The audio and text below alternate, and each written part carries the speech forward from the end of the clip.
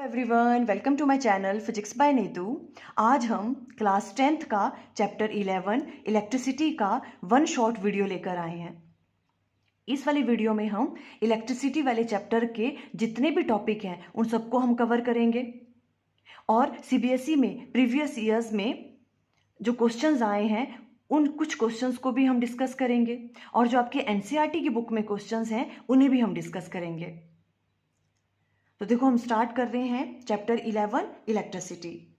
देखो जो जो टॉपिक आपको ऑलरेडी आते हैं उन्हें आप 2x की स्पीड पे सुन सकते हो। देखो अब हम इलेक्ट्रिसिटी की बात कर रहे हैं तो सबसे पहले हम किसकी बात करेंगे? इलेक्ट्रिक चार्ज की, है ना। तो देखो इलेक्ट्रिक चार्ज क्या होता है? A charge is a physical entity which is defined by excess और deficiency of electron on a body. हम क्या कहते हैं, किसी भी बॉडी में हम किस तरह से डिफाइन करते हैं? अरे इसमें क्या है, इलेक्ट्रॉन की वैल्यू ज़्यादा है, इसने गेन किए इलेक्ट्रॉन और किसी ने लूज किए हुए इलेक्ट्रॉन, है ना। तो चार्ज, इलेक्ट्रिक चार्ज क्या है? A charge is a physical entity which is defined by the excess और deficiency of electron on a body. इसे हम डिनोट करते हैं क्यू से और जो इसके यूनिट होते हैं एसआई यूनिट्स वो होते हैं कूलम और उसे हम डिनोट करते हैं सी से।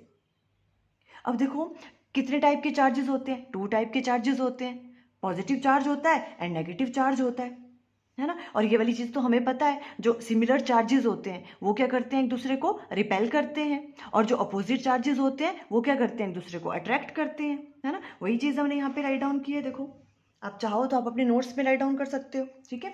पॉजिटिव चार्ज होता है, negative charge, opposite charge attract करते हैं, जैसे पॉजिटिव और नेगेटिव अट्रैक्ट करेंगे एक दूसरे को, और जो सेम चार्ज होते हैं वो रिपेल करते हैं, जैसे नेगेटिव नेगेटिव एक दूसरे को रिपेल करेगा और पॉजिटिव पॉजिटिव भी क्या करेगा, रिपेल करेगा, है ना। फिर हम बात करते हैं देखो कि नेगेटिवली चार्ज बॉडी क्या होती है और पॉजिटिवली चार्ज बॉडी क्या होती है। नेगेटिवली चार्ज बॉडी क्या होती है? A body is said to be negatively charge if it gain electron. अगर वो इलेक्ट्रॉन्स को गेन कर लेता है ना, कर लेती है बॉडी, तो उसे हम क्या कहते हैं, नेगेटिवली चार्ज बॉडी। और पॉजिटिवली चार्ज बॉडी क्या होती है? जब हम क्या करते हैं, इलेक्ट्रॉन क्या करते हैं, लूज करती है वो बॉडी, तो उस बॉडी को हम क्या कहते हैं, पॉजिटिवली चार्ज बॉडी कहते हैं। क्लियर? ओके। अब अगर हम बात करें देखो इलेक्ट्रिक चार्ज की, तो जो स्मॉलेस्ट इंडिपेंडेंट चार्ज होता है, अगर हम स्मॉलेस्ट इंडिपेंडेंट चार्ज की बात करें तो किस पे होता है? Charge on an electron. Electron पे जो चार्ज होता है वो क्या होता है? स्मॉलेस्ट इंडिपेंडेंट चार्ज है वो, ठीक है। और उसकी वैल्यू किसके बराबर होती है? -1.6 इंटू 10⁻⁻19 कूलम। ये हो गया। और इस चार्ज को हम क्या कहते हैं? फंडामेंटल चार्ज भी कहते हैं। कभी कभी एग्जाम में आ सकता है, स्मॉल इंडिपेंडेंट चार्ज कौन सा है? चार्ज ऑन एन इलेक्ट्रॉन, और उसकी वैल्यू होती है -1.6 इंटू 10⁻⁻19 कूलम। अगर हम प्रोटॉन की बात करें, पॉजिटिवली चार्ज की बात करें, है ना, तो प्रोटॉन में क्या है, स्मॉलेस्ट चार्ज होता है, उसकी वैल्यू भी यही वाली होती है, ठीक है। बट वो कैसा होता है? पॉजिटिवली चार्ज, उस पर पॉजिटिव चार्ज होता है, इलेक्ट्रॉन पे नेगेटिव चार्ज होता है, तो हमने नेगेटिव यहाँ यूज कर लिया। क्लियर हो रही है वाली बात? ओके। इसे हम फंडामेंटल चार्ज भी कहते हैं। अब देखो एक इलेक्ट्रॉन पे कितना चार्ज है? 1.6 इंटू 10⁻⁻19 कूलम। अगर हम n इलेक्ट्रॉन्स की बात करें, मान लो कि कहीं पे n इलेक्ट्रॉन है, तो हम क्या करेंगे, 1.6 इंटू 10⁻⁻19 को मल्टीप्लाई कर देंगे n से, है ना। तो चार्ज ऑन n इलेक्ट्रॉन, अगर n नंबर ऑफ इलेक्ट्रॉन्स हैं तो उसमें अगर हमें चार्ज की वैल्यू फाइंड आउट करनी है तो हम क्या करेंगे, n multiply by charge on 1 electron. Clear? तो देखो अगर हमें किसी कंडक्टर में बताना है कि उस पे चार्ज कितना है तो हम क्या करेंगे, सिंपल उसे हम डिनोट करेंगे क्यू से। चार्ज को हम डिनोट करते हैं क्यू से, और वो किसके बराबर होगा, कितने नंबर ऑफ इलेक्ट्रॉन्स हैं उसके अंदर कंडक्टर में, है ना, दैट इज एन। और उसको ई से मल्टीप्लाई कर देंगे। ई क्या है? Charge on 1 electron. 1 इलेक्ट्रॉन पे कितना चार्ज होता है? 1.6 इंटू 10⁻⁻19। तो हम उस कंडक्टर पे टोटल चार्ज की वैल्यू बता सकते हैं। तो Q को हम किस तरह से राइट डाउन कर सकते हैं? N इंटू ई। इसे हम क्वांटाइजेशन ऑफ चार्ज भी कहते हैं।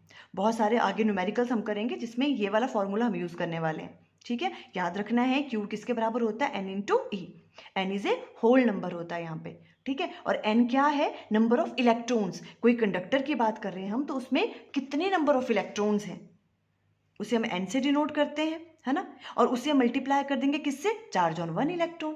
1 इलेक्ट्रॉन पे कितना चार्ज है, तो पूरे कंडक्टर पे कितना चार्ज है उस चीज को हम फाइंड आउट कर सकते हैं इस तरह से। क्लियर होगी वाली बात? ओके। ये फॉर्मूला आपने नोट डाउन कर लेना है। अब देखो नेक्स्ट है आपके पास, देखो इसी से रिलेटेड क्वेश्चन भी है, देखो आपके एनसीईआरटी की बुक में। कौन सा है? Calculate the number of electrons constituting 1 coulomb of charge. 1 coulomb charge में जो है कितने नंबर ऑफ इलेक्ट्रॉन्स होते हैं। देखो जब भी हम नंबर ऑफ इलेक्ट्रॉन्स की बात करेंगे ना न्यूमेरिकल में, तो आपको सिंपली ये वाला फॉर्मूला यूज कर लेना है, Q equal to N E, because N क्या होता है? नंबर ऑफ इलेक्ट्रॉन्स, है ना। यही चीज हमें यहाँ पे फाइंड आउट करनी है। तो हमें पता है Q equal to N E के बराबर होता है, और Q की वैल्यू आपको गिवन है। कितने में बोल रहे हैं? 1 कूलम चार्ज में। 1 कूलम चार्ज में कितने नंबर ऑफ इलेक्ट्रॉन्स हैं, मतलब कितने नंबर ऑफ इलेक्ट्रॉन्स मिलकर क्या बनाते हैं? 1 कूलम ऑफ चार्ज। ये चीज पूछ रहे हैं वो, ठीक है। तो चार्ज की वैल्यू आपको 1 कूलम गिवन है, और ई आपको पता है चार्ज ऑन 1 इलेक्ट्रॉन होता है 1.6 इंटू 10⁻⁻90। और तो यहाँ से n की वैल्यू आप कैलकुलेट कर लोगे। देखो Q की वैल्यू गिवन है, और n की वैल्यू आ जाएगी Q डिवाइडेड बाई E, और Q की वैल्यू आपको पता गिवन है 1 coulomb of charge, divided by E की वैल्यू आप पुट करोगे 1.6 इंटू 10⁻⁻90, और ये सॉल्व करके नंबर ऑफ इलेक्ट्रॉन्स की वैल्यू आ जाएगी 6.25 इंटू 10⁻80 इलेक्ट्रॉन्स। मीन्स इतने नंबर ऑफ इलेक्ट्रॉन्स जो हैं वो किस में होते हैं? 1 कूलम ऑफ चार्ज में। क्लियर हुई ये वाली बात? इस तरह से ये वाला फॉर्मूला भी हमने यूज कर लिया, किस तरह से कर सकते हैं। अब देखो नेक्स्ट है आपके पास इलेक्ट्रिक करंट। देखो इलेक्ट्रिक करंट क्या होता है? Flow of charge. अगर चार्ज फ्लो कर रहे हैं तो क्या प्रोड्यूस करते हैं? करंट, ठीक है। तो इलेक्ट्रिक करंट देखो इस तरह से, ये वाली चीज हम यहां से करेंगे। इलेक्ट्रिक करंट, इलेक्ट्रिक करंट क्या होता है? देखो rate of flow of charge, इसे हम क्या कहते हैं? Electric current. जैसे ही चार्ज, अभी तक हमने चार्ज के बारे में पढ़ा, ठीक है। अब क्या कह रहे हैं हम? अगर चार्ज फ्लो कर रहा है तो क्या प्रोड्यूस करेगा? करंट करेगा, ठीक है। तो कितने टाइम में कितना चार्ज फ्लो कर रहा है उसे हम क्या कहते हैं? Electric current. Rate of flow of charge is called electric current. तो देखो किस तरह से हम राइट डाउन करेंगे। It is defined as the rate of flow of electric charge through any cross section of a conductor in unit time. कितने time में कितना चार्ज फ्लो कर रहा है उसे हम कहते हैं इलेक्ट्रिक करंट, ठीक है। जब भी चार्ज मूव कर रहा है इट मीन्स वो क्या प्रोड्यूस कर रहा है? करंट प्रोड्यूस कर रहा है, ठीक है। अब देखो इसको हम राइट डाउन कैसे करेंगे। अगर एग्जाम में आ जाता है तो आप इस तरह से राइट डाउन करना, if Q amount of charge flows through a conductor in time T. मान लो टाइम टी में, टी टाइम में क्यू चार्ज फ्लो कर रहा है किसी कंडक्टर से, तो इलेक्ट्रिक करंट को हम कैसे डिनोट करते हैं? आई से डिनोट करते हैं। तो उसको किसके बराबर होगा? Charge divided by time, means Q divided by T. ये बहुत इंपॉर्टेंट फॉर्मूला है। Electric current I equal to किसके बराबर हो गया? Q divided by T. Clear? अभी तक हमने दो फॉर्मूले पढ़े, कौन कौन से? Q equal to N E, और दूसरा फॉर्मूला ये वाला है I equal to Q divided by T.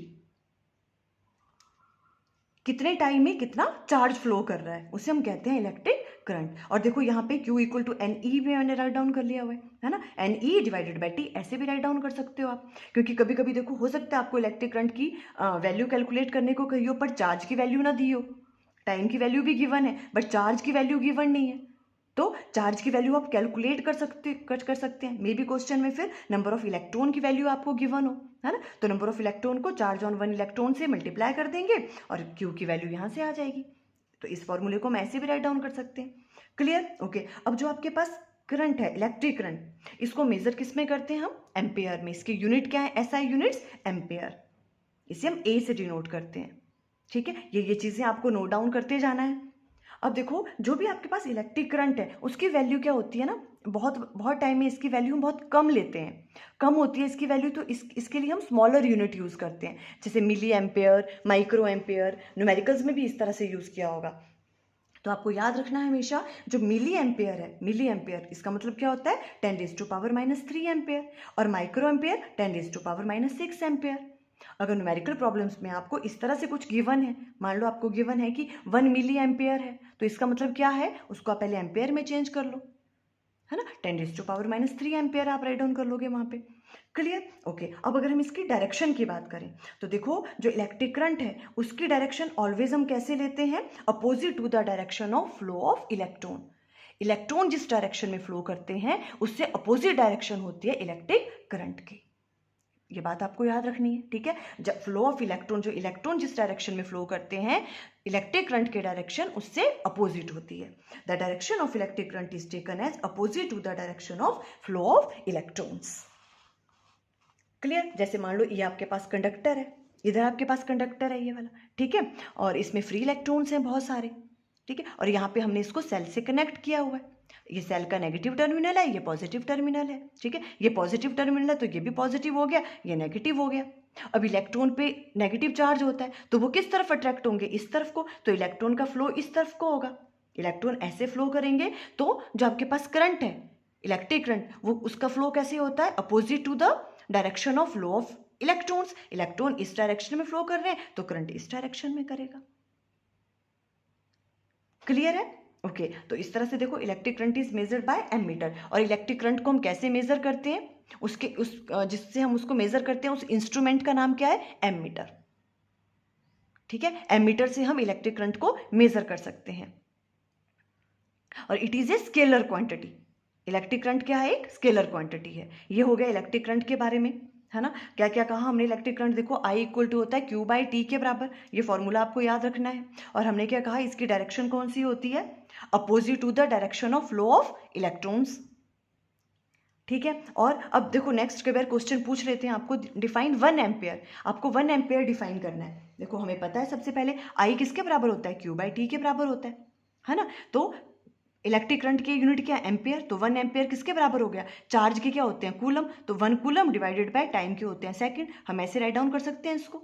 ठीक है। अब हमें कहा 1 एम्पेयर को डिफाइन करो, तो 1 एम्पेयर किसके बराबर होगा, देखो 1 कूलम डिवाइडेड बाय 1 सेकंड के बराबर, है ना। तो इसको डिफाइन कैसे करना है, देखो हमने जब किसी कंडक्टर से 1 कूलम का चार्ज फ्लो कर रहा है कितने सेकंड में, 1 सेकंड में। 1 सेकंड में अगर 1 कूलम का चार्ज फ्लो करे किसी कंडक्टर से, उस वक्त जो करंट की वैल्यू होगी उसे हम कहेंगे 1 एम्पियर। इस तरह से आप इसको डिफाइन करोगे। कैसे राइट डाउन करना है, देखो when 1 coulomb of charge flow through any cross section of a conductor. Cross section means ये क्रॉस सेक्शनल एरिया होता है ये वाला, ठीक है। When 1 coulomb of charge flows through any cross section of a conductor in 1 second. 1 coulomb का charge flow कर रहा है 1 सेकेंड में, then the electric current flowing through it is said to be 1 ampere. उस वक्त जो वहां से करंट फ्लो कर रहा होगा उसे हम कितना क्या कहेंगे, 1 एम्पेयर।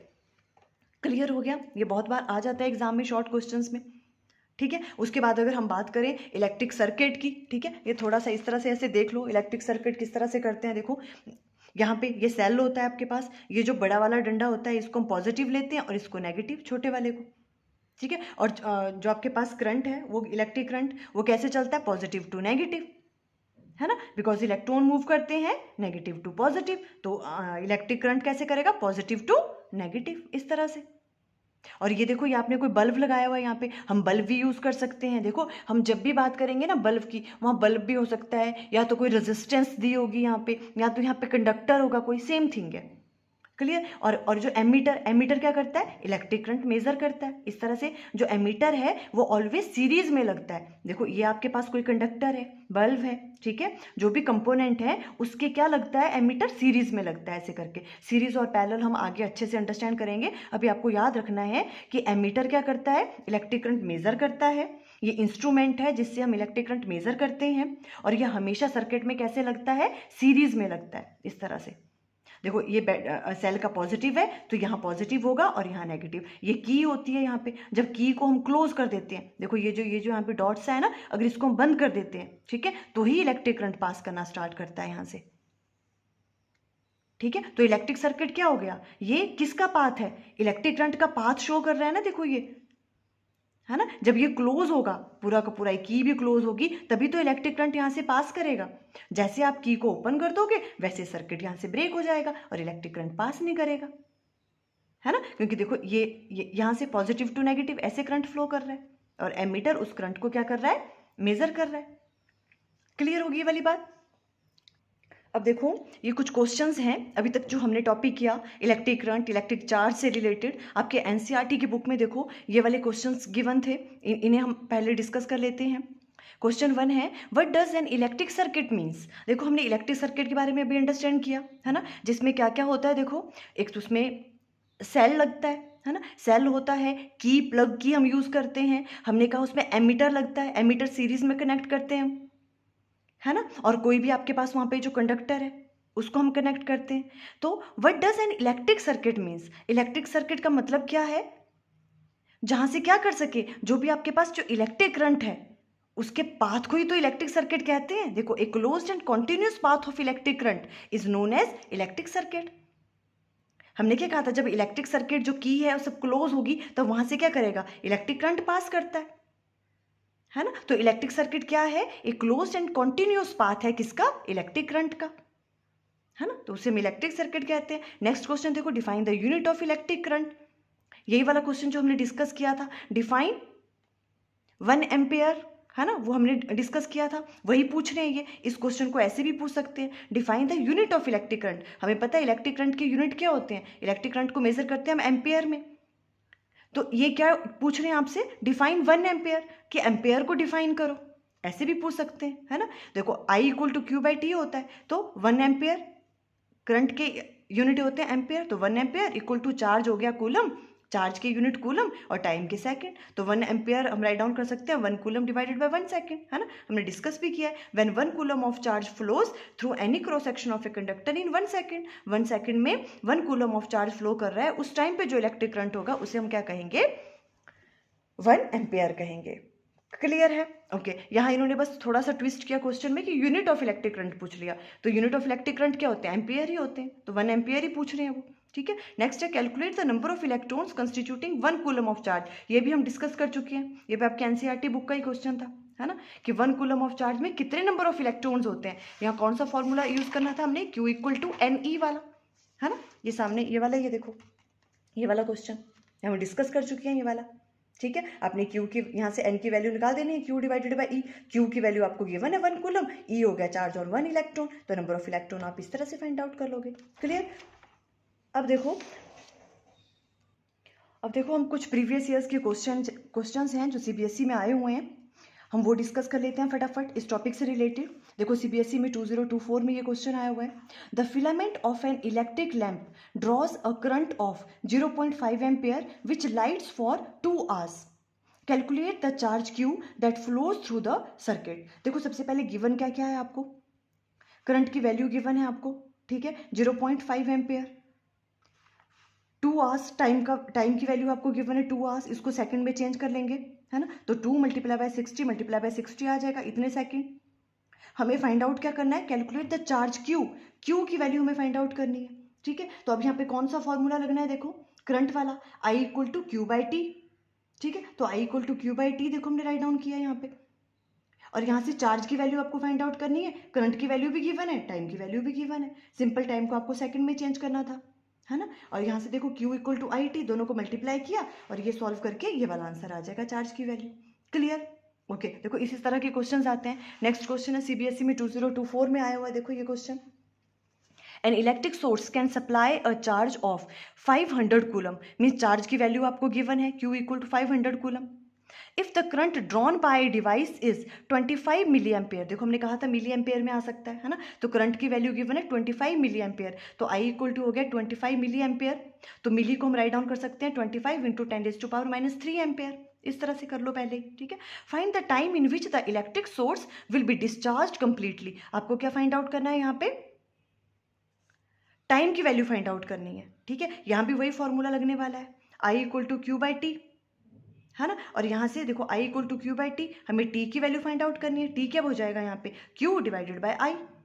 अब सिंपल था, Q की वैल्यू आपको गिवन है, I की वैल्यू आपको गिवन है, सिंपल इसमें हमें करना क्या था, I जो मिली एम्पेयर में था हमने उसको एम्पेयर में चेंज करना था, है ना, और चार्ज की वैल्यू आपको गिवन है 500 कूलम डिवाइडेड बाय, और करंट की वैल्यू 25 इंटू 10⁻³, इसे सॉल्व करेंगे, टाइम की वैल्यू आ जाएगी 20,000 सेकेंड।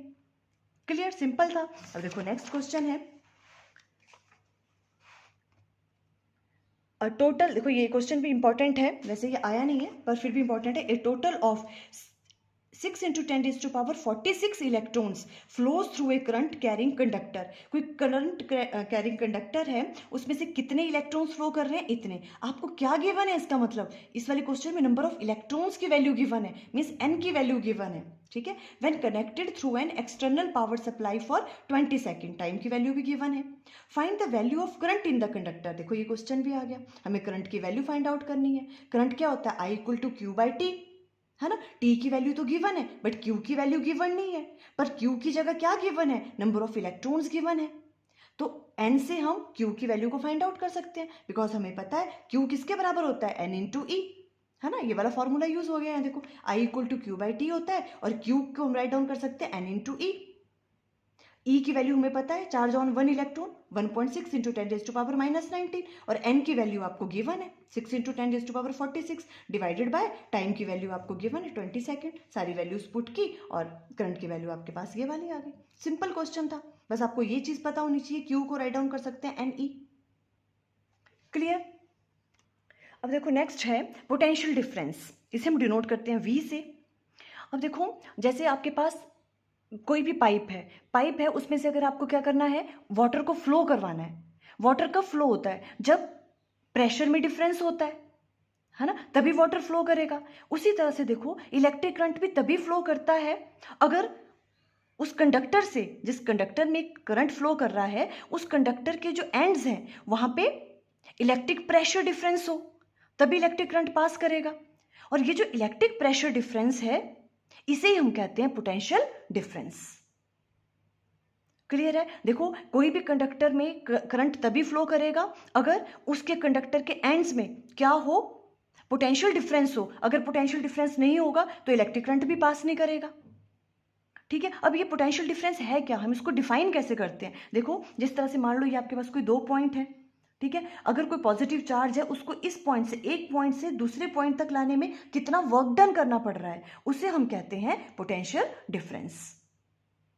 और पोटेंशियल क्या है, पोटेंशियल क्या होता है, अगर कोई चार्ज को आपको इन्फिनिटी से, इन्फिनिटी मतलब कोई भी चीज है जो बहुत दूर है किसी चीज के कंपैरिजन में, वहां से इन्फिनिटी से अगर किसी चार्ज को हम लेके आ रहे हैं किसी एक पर्टिकुलर पॉइंट तक, तो कितना वर्क डन करना पड़ रहा है, उसे हम कहते हैं इलेक्ट्रिक पोटेंशियल। और पोटेंशियल डिफरेंस क्या होता है, हमें किसी चार्ज को एक पॉइंट से दूसरे पॉइंट तक मूव करवाने में कितना वर्क डन करना पड़ रहा है, उसे हम कहते हैं पोटेंशियल डिफरेंस। देखो electric potential difference between 2 points is defined as the work done in moving a unit positive charge from one point to another point. एक पॉइंट से दूसरे पॉइंट तक लेके मूव करवाने में उस चार्ज को कितना वर्क डन करना पड़ रहा है, उसे हम कहते हैं पोटेंशियल डिफरेंस।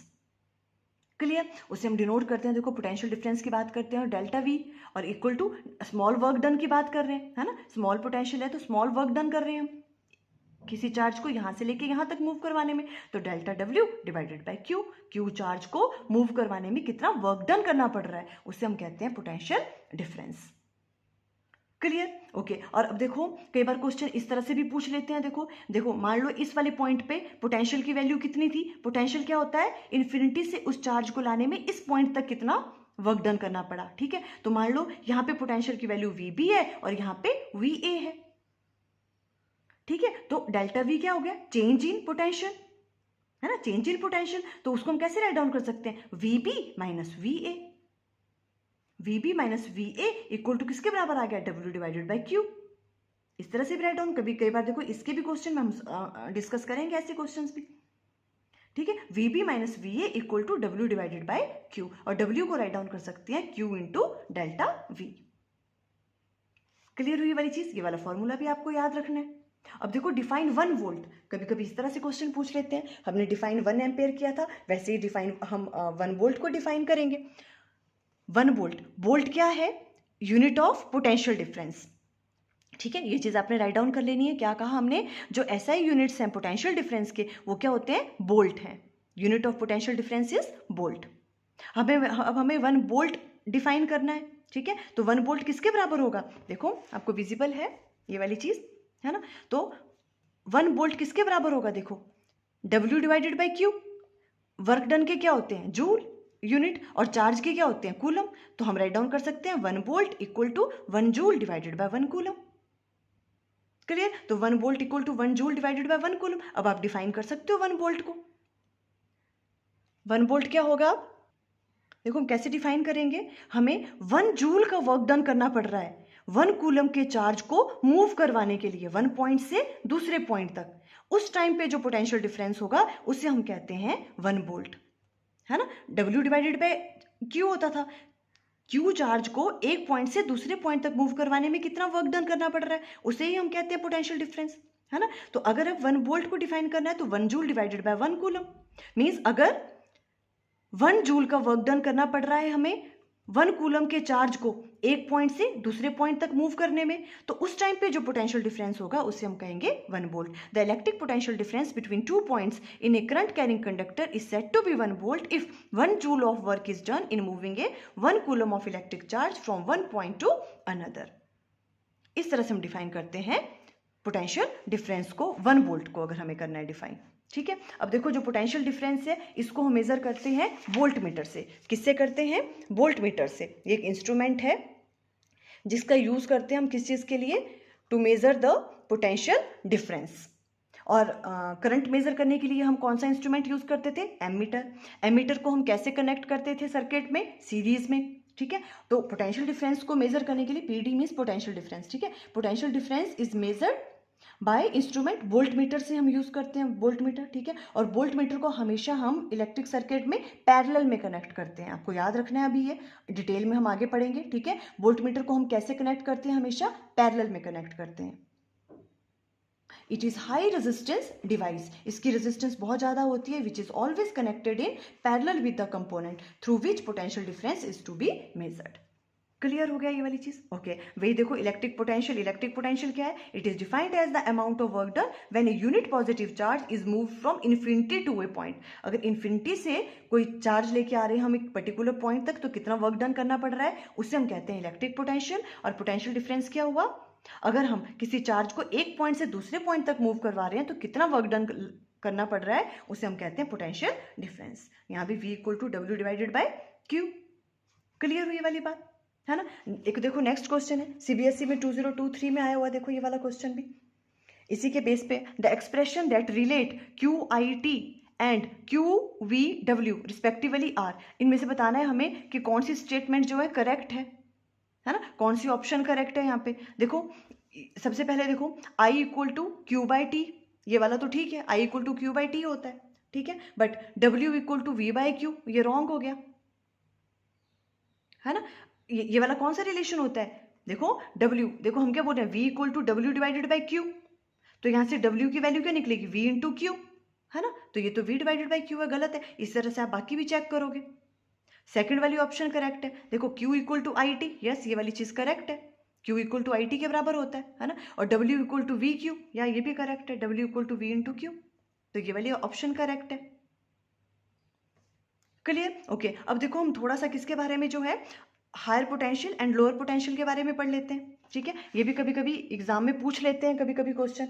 ठीक है, तो देखो हमने क्या कहा, जैसे कोई कंडक्टर है इसमें फ्री इलेक्ट्रॉन्स होंगे, ये आपने यहाँ पे सेल कनेक्ट किया हुआ है, सेल का ये वाला ये जो होता है ये वाला बड़े वाला डंडा, इसमें पॉजिटिव लेते हैं, इससे नेगेटिव। तो ये जो होता है ये वाला जो पॉजिटिव चार्ज है इसे हम क्या कहते हैं? हमेशा हायर पोटेंशियल। पॉजिटिव चार्ज को हमेशा हम हायर पोटेंशियल कहते हैं और नेगेटिव वाले को लोअर पोटेंशियल कहते हैं। ठीक है, यहाँ पे हायर पोटेंशियल और ये हो गया लोअर पोटेंशियल। तो देखो कभी कभी क्वेश्चन इस तरह से भी आ सकता है कि इलेक्ट्रॉन कैसे मूव करते हैं और करंट कैसे मूव करता है। देखो ये पॉजिटिव चार्ज है तो यहाँ पे पॉजिटिव चार्ज आएगा, पॉजिटिव को कहा हमने हायर पोटेंशियल, नेगेटिव को कहा हमने लोअर पोटेंशियल। ठीक है, तो इलेक्ट्रॉन पे नेगेटिव चार्ज होता है तो वो इस तरफ को आएगा, मीन्स इलेक्ट्रॉन कैसे मूव कर रहे हैं? Lower potential to higher potential, है ना? और करंट कैसे करता है? इलेक्ट्रॉन से अपोजिट डायरेक्शन में मूव करता है, तो करंट इस तरफ को जाएगा। तो करंट अगर हम पूछें तो करंट कैसे जा रहा है? Higher potential to lower potential. ये आपको बात हमेशा याद रखनी है, करंट हमेशा कैसे मूव करता है? Higher potential to lower potential. Clear हुई ये वाली चीज आपको, है ना? अच्छा, अब अगर हम कहें कि अगर कोई कंडक्टर है उसमें जो करंट है उसको फ्लो करवाने के लिए जो पोटेंशियल डिफरेंस है, हमने कहा करंट को फ्लो करवाने के लिए हमें क्या होना चाहिए? कंडक्टर के एंड में पोटेंशियल डिफरेंस होना चाहिए। पोटेंशियल डिफरेंस होगा तभी इलेक्ट्रिक करंट पास करेगा। तो किसी कंडक्टर में अगर करंट फ्लो कर रहा है तो उस करंट को फ्लो करवाने में जो पोटेंशियल डिफरेंस है वो कौन अप्लाई कर रहा है? कौन सप्लाई कर रहा है पोटेंशियल डिफरेंस? तो सेल करता है ना? तभी तो हम कंडक्टर के यहाँ पे सेल लगाते हैं। ये सेल क्या सप्लाई करता है? ये क्या मेंटेन करता है? सेल पोटेंशियल डिफरेंस कर रहा है, क्योंकि देखो ये हायर पोटेंशियल है, ये लोअर पोटेंशियल है, पोटेंशियल डिफरेंस है यहाँ पे, है ना? तभी तो करंट फ्लो करेगा। ये क्वेश्चन भी आपके एनसीईआरटी की बुक में है।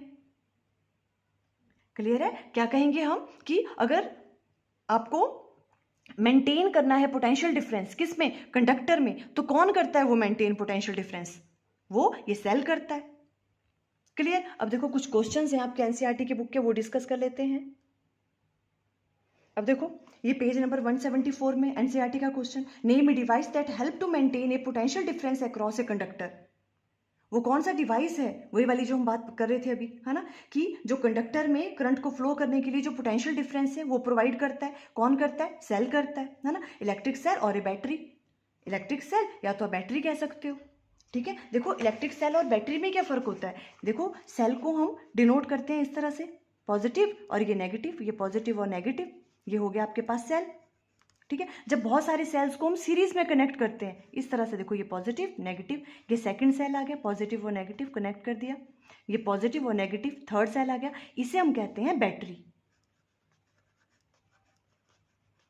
क्लियर। सिंपल एक को हम कहेंगे सेल, जब सेल को हम आपस में सीरीज में कनेक्ट कर देते हैं बहुत सारे सेल्स को, तो क्या बन जाती है? वो बैटरी, ठीक है। तो कौन सा डिवाइस हो गया? इलेक्ट्रिक सेल और बैटरी। ये हेल्प करती है पोटेंशियल डिफरेंस को मेंटेन करने में। आगे देखो second question, what is meant by saying that the potential difference between the 2 point is 1 volt. Same वही वाला क्वेश्चन, 1 वोल्ट को डिफाइन करो, हम कर चुके हैं ये वाला, ठीक है। How much energy is given to each coulomb of charge passing through 6 volt battery. देखो इससे रिलेटेड क्वेश्चन है ये। एनर्जी की बात कर रहे हैं, मीन्स वर्क डन की बात कर रहे हैं हम, ठीक है। तो डब्ल्यू आपको फाइंड आउट करना है। ईच कूलम मीन्स कूलम की वैल्यू आपको, चार्ज की वैल्यू आपको 1 कूलम गिवन है, of charge passing through 6 volt, voltage की वैल्यू गिवन है आपको पोटेंशियल डिफरेंस की, V equal to 6V। W find out करना है, W इक्वल टू QV। बस ये सिंपली फॉर्मूला लगाया और 6 जूल आपके पास क्या आ गया? आंसर आ गया इसका, ठीक है। नेक्स्ट क्वेश्चन देखो जो हमने कहा था पोटेंशियल डिफरेंस वाला, देखो ये भी पूछ सकते हैं कभी कभी। देखो how much work is done in moving a charge of 2 coulomb from a point of 118 volt to a point at 128 volt. देखो आपको दो पॉइंट्स गिवन है, ए वाले का पोटेंशियल आपको गिवन है 118 वोल्ट और बी का 128 वोल्ट। अब ये कह रहे हैं कि 2 कूलम का चार्ज है, उसको मूव करवाना है आपने कहाँ से कहाँ तक? यहाँ से लेके यहाँ तक, ए पॉइंट से बी पॉइंट तक। तो कितना वर्क डन करना पड़ेगा आपको, ठीक है। चार्ज की वैल्यू आपको गिवन है, पोटेंशियल एट ए ये वाला है, बी पे ये वाला पोटेंशियल है, आपको वर्क डन फाइंड आउट करना है, ठीक है। तो हमें पता है, देखो पहले हमें चेंज इन पोटेंशियल निकालना पड़ेगा, डेल्टा वी, और वो क्या होता है? V B minus V A, ये वाला पोटेंशियल माइनस ये वाला potential, 128 minus 118, change in potential ये आ गया। अब तो इजी है, डब्ल्यू इक्वल टू किसके बराबर होता है? V into Q. ये वाली वैल्यू पुट की, क्यू की वैल्यू आपको गिवन है, आपने वर्क डन की वैल्यू कैलकुलेट कर ली। इजी हो गया ये वाला क्वेश्चन, ओके। नेक्स्ट अब देखो हम करने वाले हैं ओम्स लॉ। अब देखो ओम्स लॉ, ओम्स लॉ क्या है? देखो ओम्स लॉ क्या है? जितना आप पोटेंशियल डिफरेंस किसी कंडक्टर के, मान लो ये आपके पास कोई कंडक्टर है, ठीक है, इसमें क्या होंगे? फ्री इलेक्ट्रॉन्स होंगे, है ना। अब ये वाला कंडक्टर है आपके पास कोई, अब जितना इसके कंडक्टर के एंड्स में आप पोटेंशियल डिफरेंस अप्लाई करोगे, जितनी ज़्यादा इस पोटेंशियल डिफरेंस की वैल्यू होगी उतना ही ज़्यादा करंट फ्लो करेगा इस कंडक्टर से। ये है ओम्स लॉ, ठीक है। क्या कहा हमने? जितना ज़्यादा पोटेंशियल डिफरेंस होगा यहाँ पे, जितना पोटेंशियल डिफरेंस की वैल्यू को इंक्रीज करोगे उतनी ही ज़्यादा वैल्यू किसकी होगी? करंट की वैल्यू होगी। V is directly proportional to I। ये है ओम्स लॉ, ठीक है। किस तरह से राइट डाउन करोगे? देखो according to this law the potential difference V across the ends of a metallic conductor is directly proportional to the current flowing through it provided its temperature remain the same. पर condition क्या है कि temperature क्या रहना चाहिए? Same रहना चाहिए, temperature change नहीं होना चाहिए। अगर टेम्परेचर सेम है तो अगर आप पोटेंशियल डिफरेंस की वैल्यू को इंक्रीज करोगे, जितनी आप पोटेंशियल डिफरेंस की वैल्यू को इंक्रीज करोगे, जो आपने कंडक्टर के एंड्स में यहाँ पे लगाया हुआ है ना, जितनी इसकी वैल्यू इंक्रीज करोगे उतना ही ज़्यादा उसमें से करंट फ्लो करेगा। V is directly proportional to I, ठीक है। तो इस तरह से हम राइट डाउन कर सकते हैं। प्रोपोर्शनलिटी साइन हटता है तो यहाँ पे R इंट्रोड्यूस होता है। R को हम कहते हैं resistance of a conductor. R को क्या कहते हैं हम? Resistance of a conductor. इसके बारे में अभी हम थोड़ी देर के बाद दोबारा अच्छे से डिटेल में अंडरस्टैंड करेंगे। रेजिस्टेंस ऑफ ए कंडक्टर क्या होता है? बेसिकली रेजिस्टेंस क्या होता है? जो करंट के फ्लो को रोकता है, रेजिस्ट करता है फ्लो ऑफ करंट को, उसको हम कहते हैं resistance. Clear? V equal to I R, ये वाला फॉर्मूला आपके पास आ गया, आपको ये भी याद करना है, ठीक है। तो देखो हम और V को हम हमेशा से किस तरह से डिनोट वो करते हैं, मेजर करेंगे बोल्ट में। इसके यूनिट्स क्या है? बोल्ट, है ना। और करंट के क्या है? एम्पेयर। और रेजिस्टेंस के होते हैं ओम, ओम्स, ठीक है। रेजिस्टेंस के यूनिट क्या होते हैं? ओम। आपको याद रखना है इसके यूनिट, ठीक है। अब देखो ये वाली चीज़ होगी। अब अगर हम वी आई ग्राफ हम ड्रॉ करें किस किस के बीच में, पोटेंशियल डिफरेंस एंड करंट के बीच में, अगर हम ग्राफ ड्रॉ करें तो देखो किस तरह से होगा। अगर हम इस डायरेक्शन में वाई एक्सिस की तरफ ले रहे हैं वी और एक्स एक्सिस की तरफ ले रहे हैं आई, तो ये वी आई ग्राफ हम इसे कहते हैं, ठीक है। ये आपके पास ओरिजिन है, तो वी आई ग्राफ हम जब भी लेते हैं तो वो ऑलवेज स्ट्रेट लाइन आता है। देखो स्ट्रेट लाइन ही आएगा, क्यों? बिकॉज हमने क्या कहा, V is directly proportional to I. V बढ़ रहा है, पोटेंशियल डिफरेंस बढ़ रहा है, तो करंट की वैल्यू भी बढ़ रही है ना। जैसे जैसे देखो जैसे जैसे आप वी की वैल्यू बढ़ा रहे हो, देखो ये वी की वैल्यू, करंट की वैल्यू बढ़ रही है। वी इतना किया, करंट की वैल्यू बढ़ी, है ना। तो ये स्ट्रेट लाइन आता है ऑलवेज। और ये किससे स्टार्ट होता है? ओरिजिन से। ओरिजिन से क्यों स्टार्ट हो रहा है ये? बिकॉज अगर पोटेंशियल डिफरेंस की वैल्यू जीरो है, मान लो ये पोटेंशियल डिफरेंस यहाँ पे आपने अप्लाई ही नहीं किया है, तो करंट की वैल्यू भी जीरो होगी। हमने ये चीज़ पहले भी डिस्कस की थी, है ना। अगर पोटेंशियल डिफरेंस की वैल्यू जीरो है तो करंट की वैल्यू भी जीरो होगी। तो इसलिए देखो ये जीरो जीरो से स्टार्ट हो रहा है और इस तरह से स्ट्रेट लाइन बनता है। अब देखो बहुत बार एग्जाम में आता है इसका एक्सपेरिमेंटल सेटअप, ठीक है। तो ये वाली चीज़ बहुत अच्छे से आपने ये वाला सर्किट आपको ड्रॉ करना आना चाहिए। Experimental setup of Ohm's law. अब आपको कहें कि आप ओम्स लॉ को प्रूव करो एक्सपेरिमेंटली। हमने तो कह दिया कि V is directly proportional to I, पर हमें एक्सपेरिमेंटली बताना है कि क्या सही में ऐसा होता है कि अगर हम पोटेंशियल डिफरेंस की वैल्यू को इंक्रीज कर रहे हैं तो क्या करंट की वैल्यू भी इंक्रीज होती है।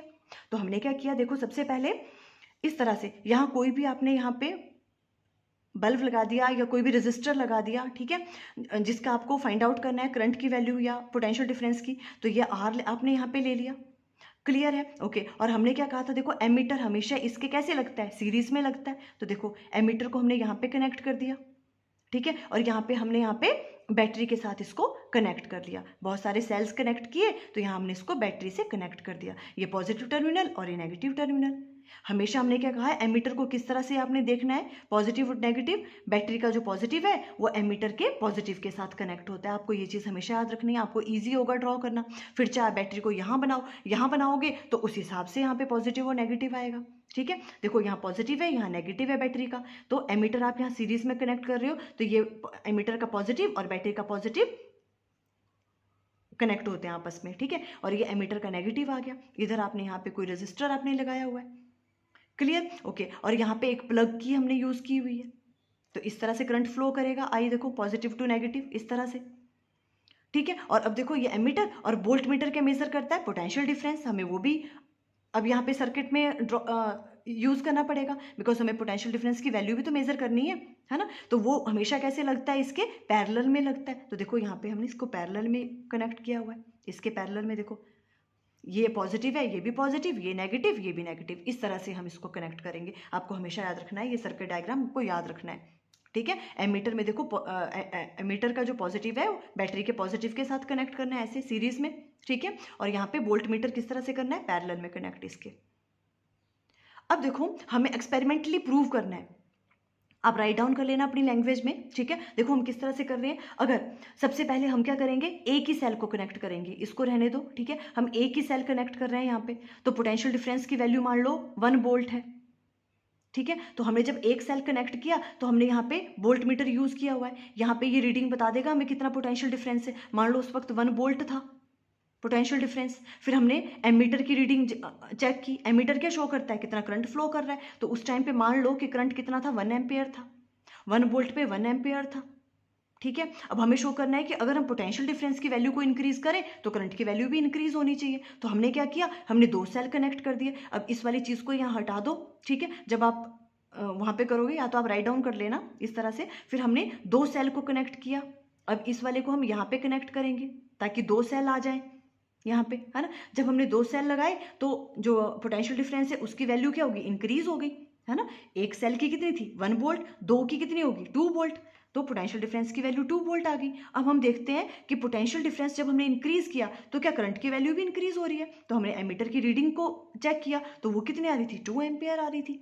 तो इट मीन्स इस चीज से प्रूव हो गया एक्सपेरिमेंटली कि अगर हम पोटेंशियल डिफरेंस की वैल्यू को इंक्रीज कर रहे हैं तो करंट की वैल्यू भी इंक्रीज आ रही है, बिकॉज एमीटर ज्यादा रीडिंग शो कर रहा है, ठीक है। तो इस तरह से ये वाली चीज़ आ सकती है, आप अपनी लैंग्वेज में राइट डाउन कर सकते हो इस तरह से कि पहले हमने 1 सेल को कनेक्ट किया, फिर हमने वोल्ट मीटर की रीडिंग ली और उसके बाद हमने एमीटर की, फिर हमने जब सेकंड सेल लगाया तो पोटेंशियल की वैल्यू इंक्रीज हुई तो एमीटर की भी हुई। इस तरह से हम कह सकते हैं कि V is directly proportional to I।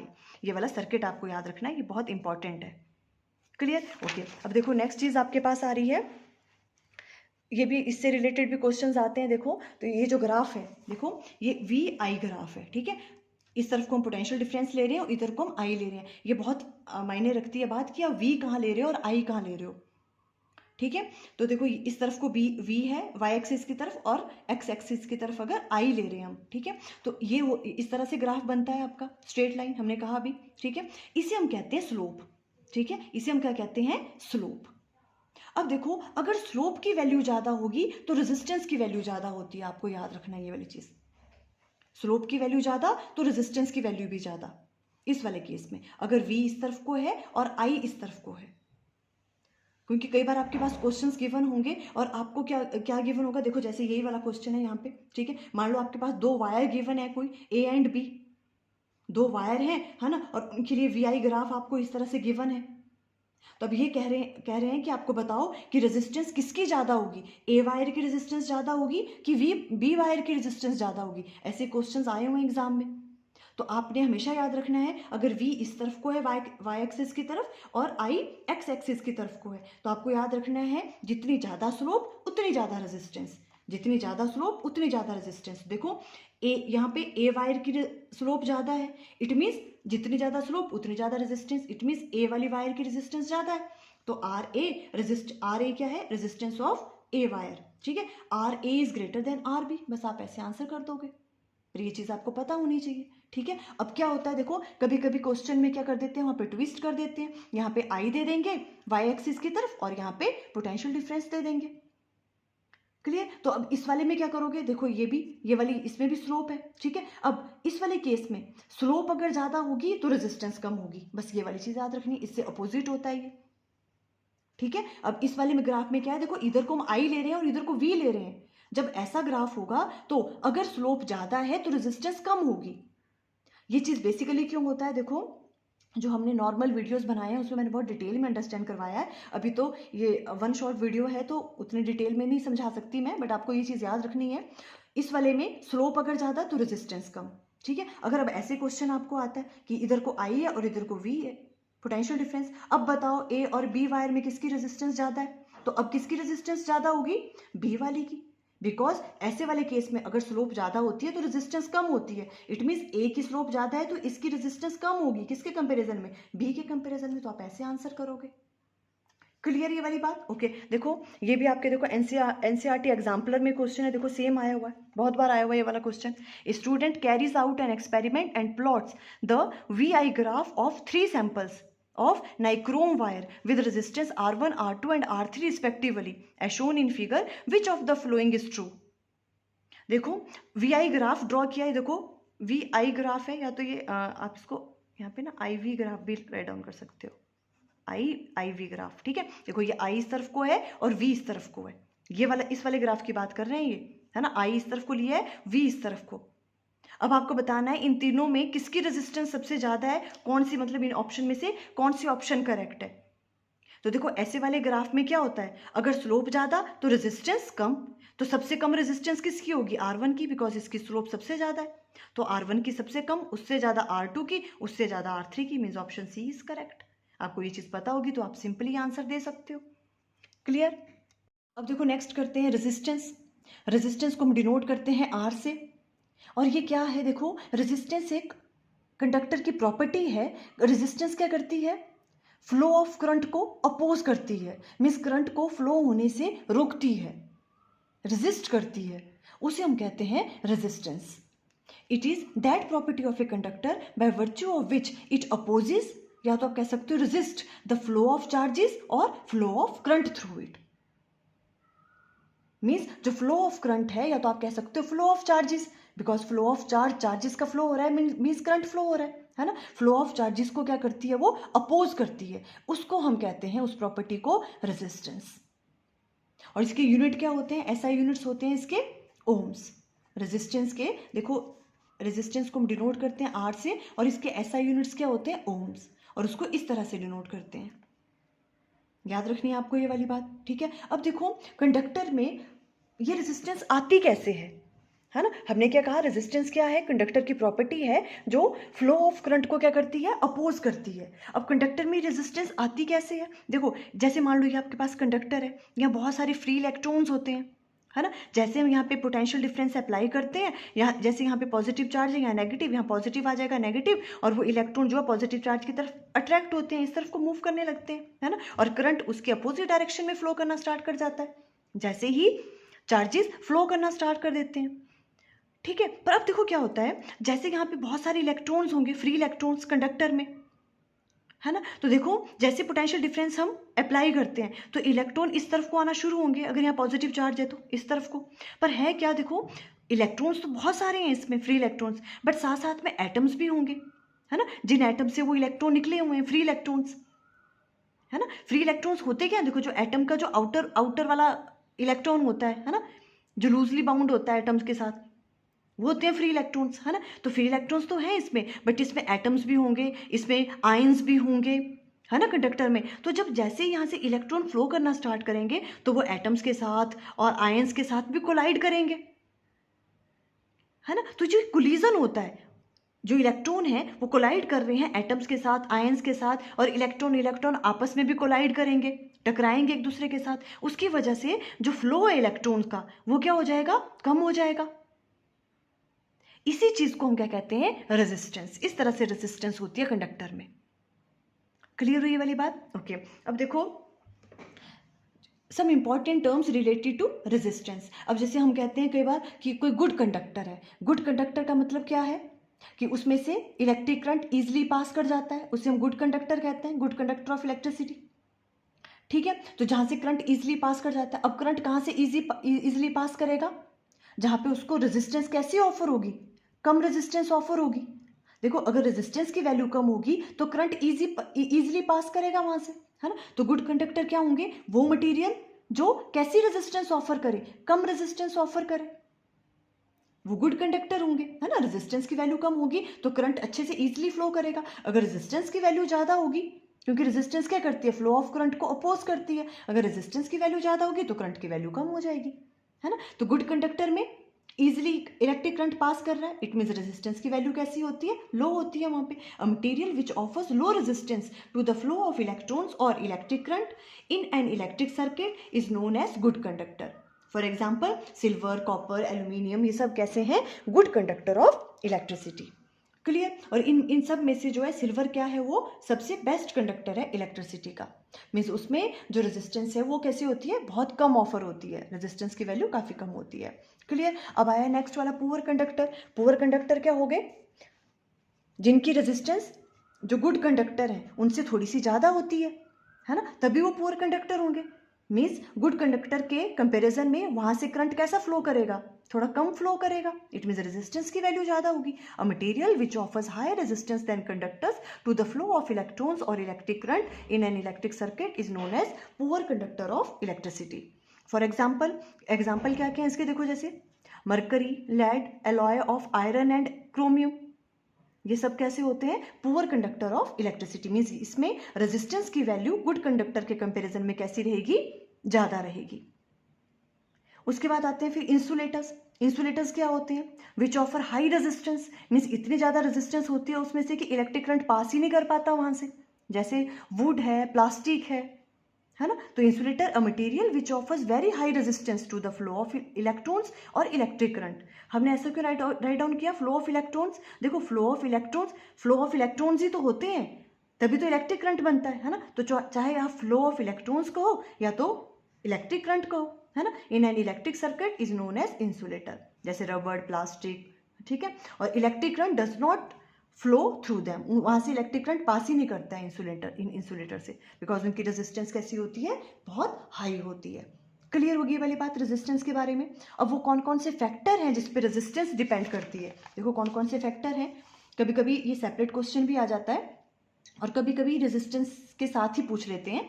Factors on which resistance of a conductor depend. कोई कंडक्टर है आपके पास जिसकी लेंथ L है, area of cross section A है, जैसे ये वाला है कंडक्टर मान लो आपके पास कोई, ठीक है, इसकी लेंथ L है, एरिया ऑफ क्रॉस सेक्शन ये वाले होते हैं, इसके एरिया ऑफ क्रॉस सेक्शन ये A है, ठीक है। तो ये कैसे कैसे डिपेंड करती है रेजिस्टेंस उस पर, देखो देखो रेजिस्टेंस जो है कंडक्टर की वो डायरेक्टली प्रोपोर्शनल होती है लेंथ के, लेंथ ऑफ ए कंडक्टर। जितनी ज़्यादा लेंथ होगी कंडक्टर की रेजिस्टेंस उतनी ही ज़्यादा होगी, बिकॉज उतना ही ज़्यादा उसको क्या करना पड़ेगा, उतना ही ज़्यादा, जितनी ज़्यादा लेंथ होगी है ना, तो उसको उतना ही डिस्टेंस कवर करना पड़ेगा इलेक्ट्रॉन को, मीन्स रेजिस्टेंस की वैल्यू ज़्यादा होगी है ना। जितनी ज़्यादा लेंथ होगी कंडक्टर की रेजिस्टेंस की वैल्यू उतनी ज़्यादा। और एरिया ऑफ क्रॉस सेक्शन के वो इन्वर्सली वेरी करता है, मीन्स अगर एरिया ऑफ क्रॉस सेक्शन ज़्यादा होगा तो रेजिस्टेंस कैसी होगी, कम होगी है ना। अब देखो अगर ये वाली चीज़ है ना, ये अगर इसका एरिया ज़्यादा है तो रेजिस्टेंस कम ऑफर होगी, बिकॉज वो इलेक्ट्रॉन जो है वो क्या होगा, उनको ज़्यादा स्पेस मिलेगा, तो वो दूसरे एटम और आयंस के साथ कम टकराएंगे, कोलिजन कम होगा, उसकी वजह से रेजिस्टेंस कम होगी है ना। एरिया ज़्यादा होगा तो रेजिस्टेंस कम होगी, मीन्स रेजिस्टेंस एरिया के कैसे वेरी कर रही है, इन्वर्सली। और वैसे अगर इस एरिया को कम कर दो अगर देखो तो क्या होगा, इलेक्ट्रॉन्स के पास जगह ही नहीं बची और ज़्यादा कोलिजन होंगे उनके एटम्स और आयंस के साथ, तो रेजिस्टेंस की वैल्यू बढ़ जाएगी।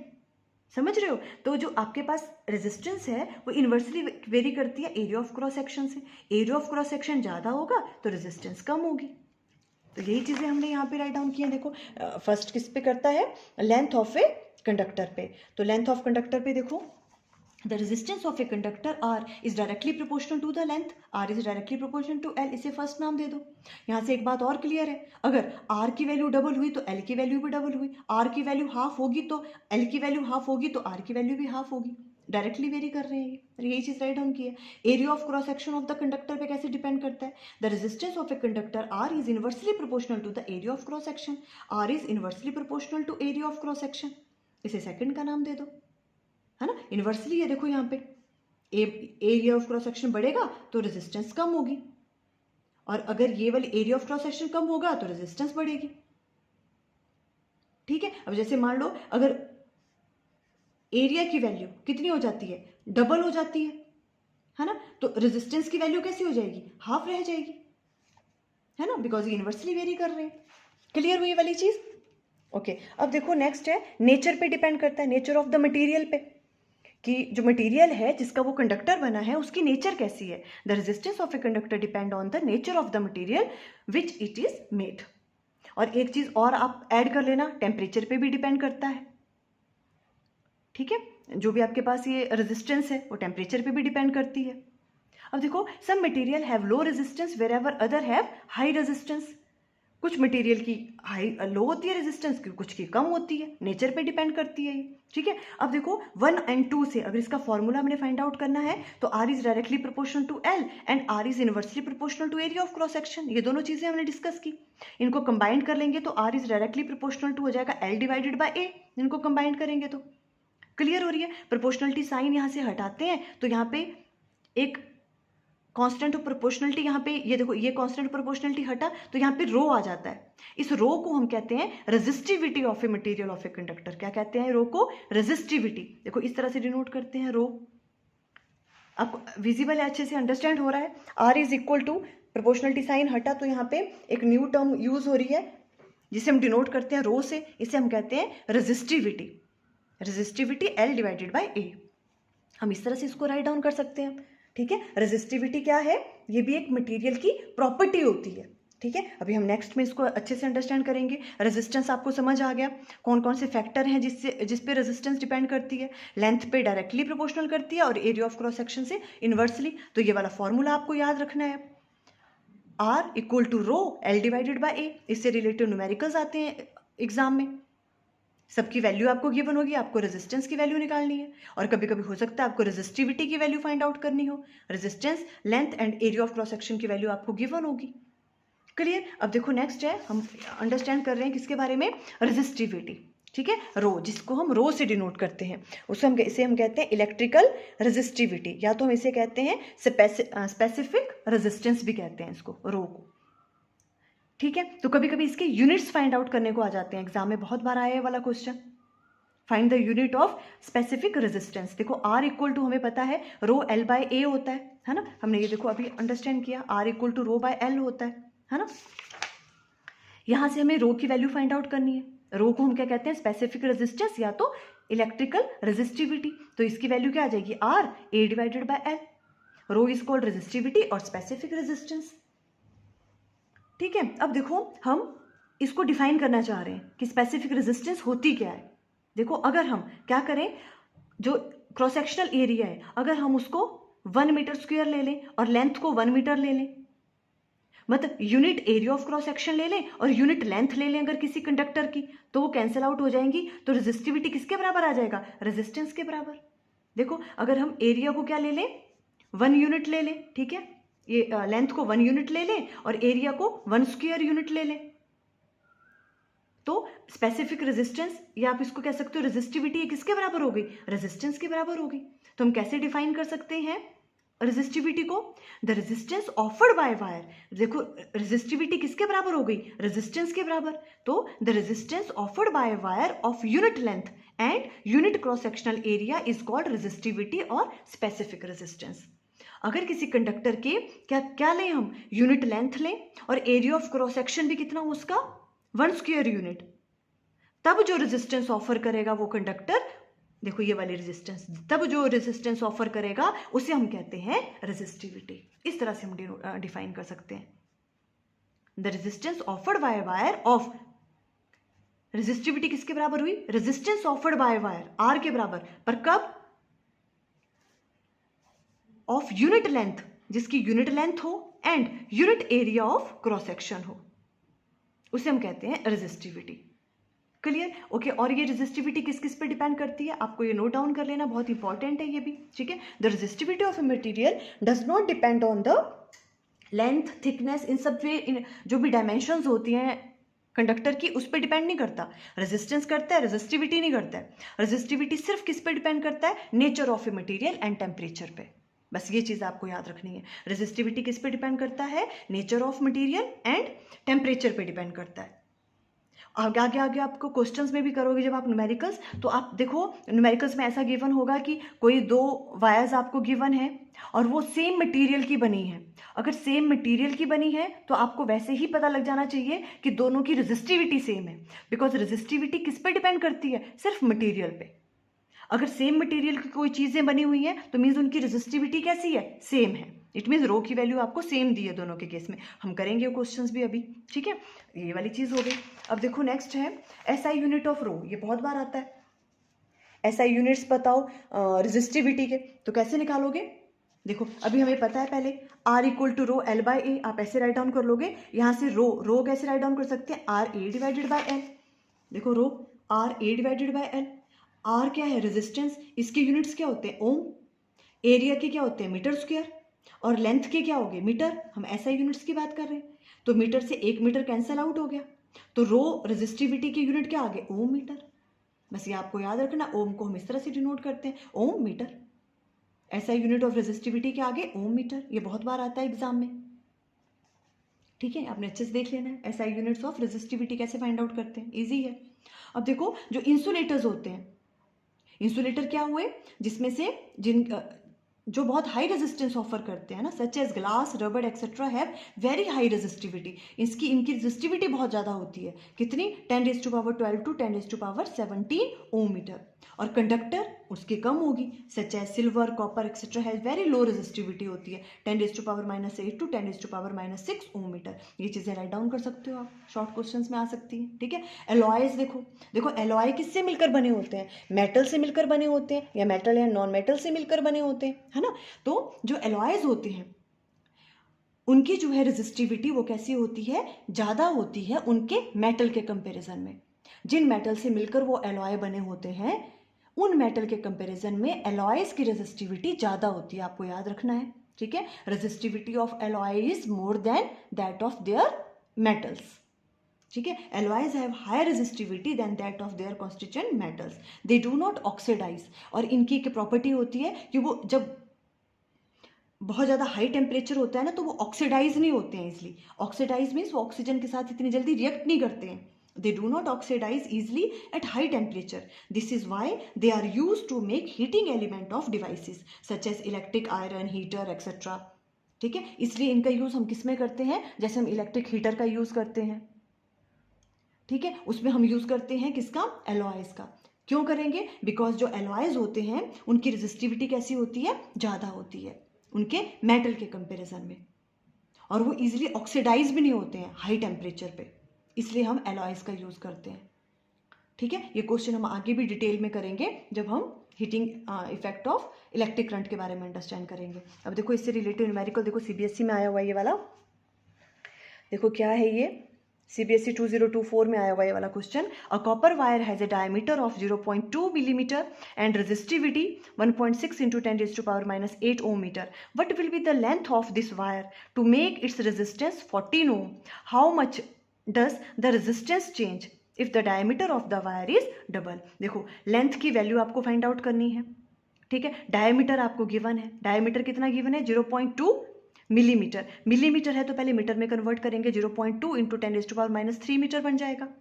अब डायमीटर आपको गिवन है यहाँ पे देखो, ठीक है, पर हमें तो क्या चाहिए होता है, हमें तो या तो हमें दिया हो एरिया, है ना, एरिया, बिकॉज रेजिस्टेंस का फॉर्मूला क्या होता है ρL/A, है ना, तो या तो एरिया गिवन हो, पर एरिया नहीं गिवन है, हमें डायमीटर गिवन है, तो डायमीटर से पहले हम रेडियस फाइंड आउट कर लेंगे, डायमीटर का हाफ हो जाएगा रेडियस, ये आ जाएगी वैल्यू। ठीक है, और रेजिस्टिविटी की वैल्यू गिवन है, रेजिस्टेंस की वैल्यू गिवन है, आपको एल निकालना है, लेंथ, तो हमें पता है R इक्वल टू होता है ρL/A, यहाँ से L की वैल्यू आ जाएगी RA/ρ, सारी वैल्यू पुट करेंगे, देखो R की वैल्यू 14 हो गई, और A क्या है आपके पास, एरिया तो गिवन नहीं है पर R हमने फाइंड आउट कर लिया, तो एरिया निकालेंगे हम πr² करके। ठीक है, तो पाई की वैल्यू होगी 22/7 और R², R की वैल्यू देखो ये इसका स्क्वायर कर दिया, और रो की वैल्यू यहाँ पे पुट करी, ये वाली चीज़ समझ आई आपको। ठीक है, ओके, और ये सॉल्व करेंगे और लेंथ की वैल्यू ये वाली आ जाएगी। देखो देखो नेक्स्ट उन्होंने पूछा था how much does the resistance changes if the diameter of the wire is double. अगर देखो डायमीटर को हम डबल कर देते हैं तो जो रेजिस्टेंस है वो क्या हो जाएगी, डिक्रीज हो जाती है बाय 4 टाइम, R/4 रह जाएगी वो। देखो ये वाली चीज कैसे हुई, देखो R इज इनवर्सली वेरी करता है एरिया से, है ना, पर एरिया तो आपको गिवन नहीं था, आपको डायमीटर गिवन था, वहां से हमने रेडियस निकाल दिया, तो इससे हम राइट डाउन कर सकते हैं πr²। तो इट मीन्स जो आपके पास R है वो कैसे वेरी कर रहा है, 1/r², इस तरह से वेरी कर रहा है। अब ये क्या कह रहे हैं कि अगर हम रेडियस को डबल कर दें, देखो रेडियस डबल कर देंगे तो रेजिस्टेंस की वैल्यू क्या हो जाएगी R/4। अगर हम डायमीटर को भी डबल कर दें, है ना, डायमीटर और रेडियस एक ही बात है ना, देखो अगर डायमीटर बड़ा हो रहा है तो रेडियस भी बड़ा हो रहा है, तो सेम वेरी करेंगे। ठीक है, अगर रेडियस को डबल करते हैं तो भी जो रेजिस्टेंस है वो R/4 आ जाएगी, बिकॉज स्क्वायर है इसका। ठीक है, अगर क्या कर रहे हैं हम डायमीटर को क्या कर रहे हैं, डबल कर रहे हैं, और अगर हम रेडियस को भी डबल कर रहे हैं तो भी रेजिस्टेंस क्या रह जाएगी, R/4, सेम वेरी करती है ये। ठीक है, क्या कहा हमने, अगर हम डायमीटर को डबल करें तो भी रेजिस्टेंस R/4 हो जाएगी, रेडियस को डबल करेंगे तो भी रेजिस्टेंस R/4 रह जाएगी, बिकॉज इसका स्क्वायर है ना, तो इसका आंसर यहीं से आ गया। देखो simply if diameter of a wire is doubled then जो रेजिस्टेंस है वो क्या हो जाएगी आपके पास, R/4। क्लियर ये वाला क्वेश्चन। अब देखो नेक्स्ट वाला क्वेश्चन है, ये CBSE में 2021 में आया हुआ है। A wire of given material having length L and area of cross section A has a resistance of 4 ohm. Find the resistance of another wire of the same material having length L/2 and area of cross section 2A. देखो ऐसे questions भी exam में आ जाते हैं। क्या कह रहे हैं, ये एक वायर आपको गिवन है, लेंथ उसकी L है and area of cross section A है, और उसकी रेजिस्टेंस की वैल्यू 4 ohm गिवन है, रेजिस्टेंस की वैल्यू 4 ohm गिवन है आपको। अब आपको find the resistance of another wire, कोई अनदर वायर है, आपको उसकी रेजिस्टेंस फाइंड आउट करनी है। मान लो उसकी रेजिस्टेंस R' है, ठीक है, उसकी वैल्यू आपको फाइंड आउट करनी है। ऑफ द सेम मटेरियल, देखो आ गया वो question, same material, same material है, इसका मतलब दोनों जो वायर हैं वो सेम मटेरियल की मिलकर बनी हुई है, तो क्या चीज़ सेम होगी, उनकी रेजिस्टिविटी सेम होती है। जहां पर भी आपको दिखे सेम मटेरियल, इट मीन्स क्या वैल्यू सेम होगी, रो की वैल्यू सेम होगी दोनों में। ठीक है, तो ρ' किसके बराबर होगा, रो के बराबर ही, जो पहले वाली वायर है उसके बराबर। ये चीज यहां से गिवन है आपको, हैविंग लेंथ L/2, और इसकी लेंथ मीन्स L' की वैल्यू, जो दूसरी वायर है उसकी लेंथ आपको गिवन है L/2 and area of cross section 2A means A' की वैल्यू 2A गिवन है, इस तरह आप राइट डाउन कर लो, और ρ' की वैल्यू रो है, बिकॉज दोनों सेम मटेरियल की मिलकर बनी हुई है, तो रेजिस्टिविटी दोनों में सेम होगी। Clear, okay. और पहली वाली जो वायर है उसकी रेजिस्टेंस आपको गिवन है ये वाली, तो कैसे सॉल्व करेंगे, देखो हमें आर डैश फाइंड आउट करना है। देखो सबसे पहले हम आर की वैल्यू फाइंड आउट करेंगे, फॉर्मूला राइट डाउन करेंगे फर्स्ट वाली वायर के लिए रेजिस्टेंस निकालने का। आर इक्वल टू होता है रो एल बाय ए, इसे फर्स्ट का नाम दे दो बिकॉज फर्स्ट वाली वायर की रेजिस्टिविटी हम रो मान रहे हैं, लेंथ एल गिवन है, area of cross section A given है। अनदर वायर जो दूसरी वाली वायर है उसके लिए रेजिस्टेंस का फॉर्मूला राइट डाउन करो, आर डैश इक्वल टू क्या हो जाएगा, rho dash L dash divided by A dash, हम उसको डैश डैश से ले रहे हैं। अब इनकी वैल्यूज पुट करो यहाँ पे, देखो रो डैश किसके बराबर है, रो के बराबर, बिकॉज रेजिस्टिविटी दोनों की सेम है, सेम मटेरियल से मिलकर बनी है, तो रो राइट डाउन कर लिया। एल डैश की जगह एल बाय 2 राइट डाउन किया, 2 नीचे आ गया, ए डैश की जगह 2a, इसको सॉल्व किया तो इस तरह से राइट डाउन कर सकते हैं हम इसे। अब देखो 1/4 को मैंने बाहर रहने दिया और रो एल बाय ए, ऐसे हम राइट डाउन कर सकते हैं इसको, ठीक है। और ये रो एल बाय ए क्या है, देखो रेजिस्टेंस आर की वैल्यू, तो इसकी जगह आर पुट कर लो, तो आर डैश किसके बराबर आ गया, आर बाय 4, और आर की वैल्यू आपको गिवन है 4/4 1 ओम आ गई आर डैश की वैल्यू। इस तरह से आपने क्वेश्चन सॉल्व करने अगर ऐसे क्वेश्चंस आते हैं, ठीक है। अब देखो ज़्यादा क्वेश्चंस तो हम नहीं कर सकते, इस तरह के क्वेश्चंस आपने और ट्राई करने हैं, या तो आप इसी चैनल पे जाके देख लेना PYQs ऑफ इलेक्ट्रिसिटी, तो आपको ऐसे बहुत सारे क्वेश्चंस मिलेंगे जो प्रीवियस ईयर्स में आए हुए हैं। क्लियर। देखो नेक्स्ट टॉपिक ले रहे हैं हम, कॉम्बिनेशन ऑफ रेजिस्टर्स। जब रेजिस्टर को हम सीरीज में कैसे कनेक्ट करते हैं तो इक्विवेलेंट रेजिस्टेंस क्या आती है, और जब उनको पैरेलल में कनेक्ट करते हैं तो इक्विवेलेंट रेजिस्टेंस कैसे आती है। देखो सीरीज में जब हम रेजिस्टर को कनेक्ट करते हैं तो किस तरह से करते हैं, देखो इस तरह से डिनोट करते हैं हम, जो रेजिस्टेंस है उनको इस तरह से शो करते हैं, ठीक है। ये एक रेजिस्टर है, दूसरा है, तीसरा, इसकी रेजिस्टेंस R1 है, इसकी R2, इसकी R3। सीरीज में कैसे कनेक्ट करते हैं इनको, देखो एक रेजिस्टेंस ऐसी, इसके साथ ही दूसरी वाली अटैच कर रहे हैं, इसके साथ ही तीसरी वाली अटैच कर रहे हैं, तो ये सीरीज में ऐसे कनेक्ट करते हैं हम इसे, ठीक है। तो अब अगर इनका हमें रिजल्टेंट फाइंड आउट करना है, इनको सॉल्व करना है, इनको सॉल्व करके टोटल रेजिस्टेंस की वैल्यू फाइंड आउट करनी है, उसे हम कहते हैं आर इक्विवेलेंट, या तो आर इफेक्टिव भी कहते हैं उसे हम, ठीक है। और एक और चीज़ है, अगर सीरीज की बात कर रहे हैं हम तो आर एस से भी डिनोट कर सकते हैं उसको, ठीक है। तो उसकी वैल्यू यहाँ पे हम कर रहे हैं आर इक्विवेलेंट या आर इफेक्टिव, उसकी वैल्यू किसके बराबर आएगी, सिंपली इनकी रेजिस्टेंस को हम ऐड कर देते हैं। आपको याद रखना है R1 + R2 + R3, अगर सीरीज में ऐसे रेजिस्टेंस कनेक्टेड हैं तो उनकी टोटल रेजिस्टेंस क्या आती है, R1 + R2 + R3। तो देखो एक चीज़ यहाँ से पता चल रही है हमें कि जो टोटल रेजिस्टेंस है उसकी वैल्यू ज़्यादा होने वाली है, देखो R1 + R2 R3, है ना। तो कभी कभी क्वेश्चन जब हम आगे सॉल्व करेंगे तो हमें ये पूछ सकते हैं कि आपको रेजिस्टेंस की वैल्यू गिवन है, कुछ 3 और 4 रेजिस्टेंस गिवन है आपको, और आपको कहा है कि फाइंड आउट मैक्सिमम रेजिस्टेंस। हमें मैक्सिमम रेजिस्टेंस फाइंड आउट करनी है कि हम कैसे ऑब्टेन कर सकते हैं मैक्सिमम रेजिस्टेंस, हम उन रजिस्टर को किस तरह से कनेक्ट करें, सीरीज में करें या पैरेलल में करें। तो हम सीरीज में करेंगे अगर हमें मैक्सिमम रेजिस्टेंस चाहिए या तो हाईएस्ट रेजिस्टेंस चाहिए, ठीक है। तो हम उनको सीरीज में कनेक्ट करेंगे बिकॉज सीरीज में जो टोटल रेजिस्टेंस है वो क्या होती है, हम ऐड कर देते हैं उन सबको, है ना। तो ये वाली चीज़ यहाँ से क्लियर होगी। और दो चीज़ें हैं जो बहुत इंपॉर्टेंट है इसमें याद रखनी है। देखो जब भी सीरीज कॉम्बिनेशन होता है, सीरीज कॉम्बिनेशन में करंट की वैल्यू सेम होती है, जितना करंट यहाँ से पास करेगा उतना यहाँ से, उतना यहाँ से, बट पोटेंशियल डिफरेंस की वैल्यू अलग अलग होती है। यहाँ पे पोटेंशियल डिफरेंस की वैल्यू अलग होगी, यहाँ पे अलग होगी, यहाँ पे अलग होगी। याद रखना है आपको, सीरीज कॉम्बिनेशन में पोटेंशियल डिफरेंस की वैल्यू ईच रेजिस्टर के लिए अलग अलग होती है, और करंट की वैल्यू सभी रेजिस्टर के लिए क्या रहती है, सेम रहती है। ये चीज़ आपको याद रखनी है, ठीक है। यही चीज़ें यहाँ पे राइट डाउन की है, आपको स्क्रीनशॉट लेना तो आप ले सकते हो, ठीक है। वैसे हमने ये चीज़ें पहले डिस्कस करी हुई हैं, ठीक है। अब देखो नेक्स्ट है आपके पास, इस तरह से देखो आप ऐसे इसको ज्वाइन कर सकते हो। देखो यहाँ पे इसका पोटेंशियल V1 होगा, इसका V2, इसका V3, बिकॉज पोटेंशियल डिफरेंस की वैल्यू अलग अलग होती है, ठीक है। इसकी resistance R1, R2 and R3, current की वैल्यू सेम रहती है इसमें, ठीक है। इस तरह से क्लियर। तो ये देखो ये चीज़ किस तरह से फाइंड आउट करनी है ये तो आप देख लेना, है ना। अभी आपको सिंपल ये रिजल्ट याद रखना है, जो इक्विवेलेंट रेजिस्टेंस है उसकी वैल्यू किसके बराबर होती है, R1 + R2 + R3 के बराबर होती है, ठीक है। और ये भी इजी है, देखो हमने वैसे अपने चैनल पे ये वाली वीडियो बनाए हुए हैं पहले भी। देखो टोटल पोटेंशियल की वैल्यू क्या होगी, ये V है, टोटल पोटेंशियल यहाँ से V हमने सप्लाई किया हुआ है ना। तो V किसके बराबर होगा, V1 + V2 + V3, because each resistor में पोटेंशियल डिफरेंस की वैल्यू क्या कही हमने, अलग अलग होती है ना। तो V किसके बराबर हो जाएगा, V1 + V2 + V3, इसे 1 मान लो।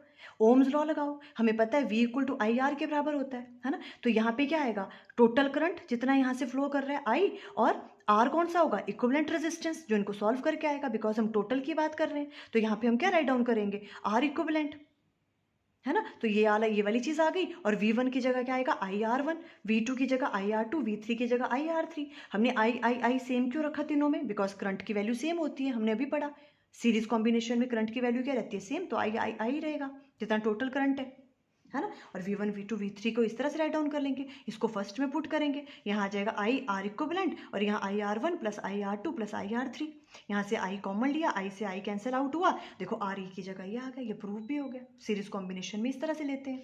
अब आया पैरेलल कॉम्बिनेशन में, देखो पैरेलल कॉम्बिनेशन में किस तरह से करते हैं, देखो हम जब इस तरह से, जैसे मान लो आपके पास 3 रेजिस्टर है ये, ठीक है, तीनों जो रेजिस्टेंस है उनका जो एक पॉइंट है वो सेम पोटेंशियल के साथ अटैच हो रहा है, देखो है ना डायरेक्ट। या तो यहाँ देखो आप, देखो ये R1 R2 और R3, इसका देखो ये पॉइंट और ये पॉइंट ये सेम के साथ अटैच हो रहे हैं, और इनके जो सेकंड पॉइंट है ये देखो ये आपस में कनेक्टेड नहीं है, पर ये सब जो है सेम पॉइंट के साथ यहाँ अटैच हो रहे हैं।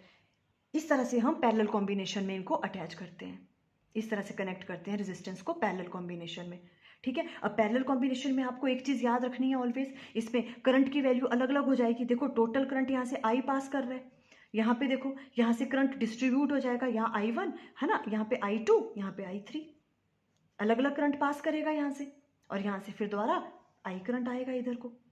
तो जब पैरेलल में कनेक्टेड होते हैं रेजिस्टर तो उनमें करंट की वैल्यू कैसी होती है, अलग अलग होती है। देखो यहाँ I1, यहाँ I2, यहाँ I3, बट पैरेलल कॉम्बिनेशन में ईच रेजिस्टर में पोटेंशियल की वैल्यू सेम होती है।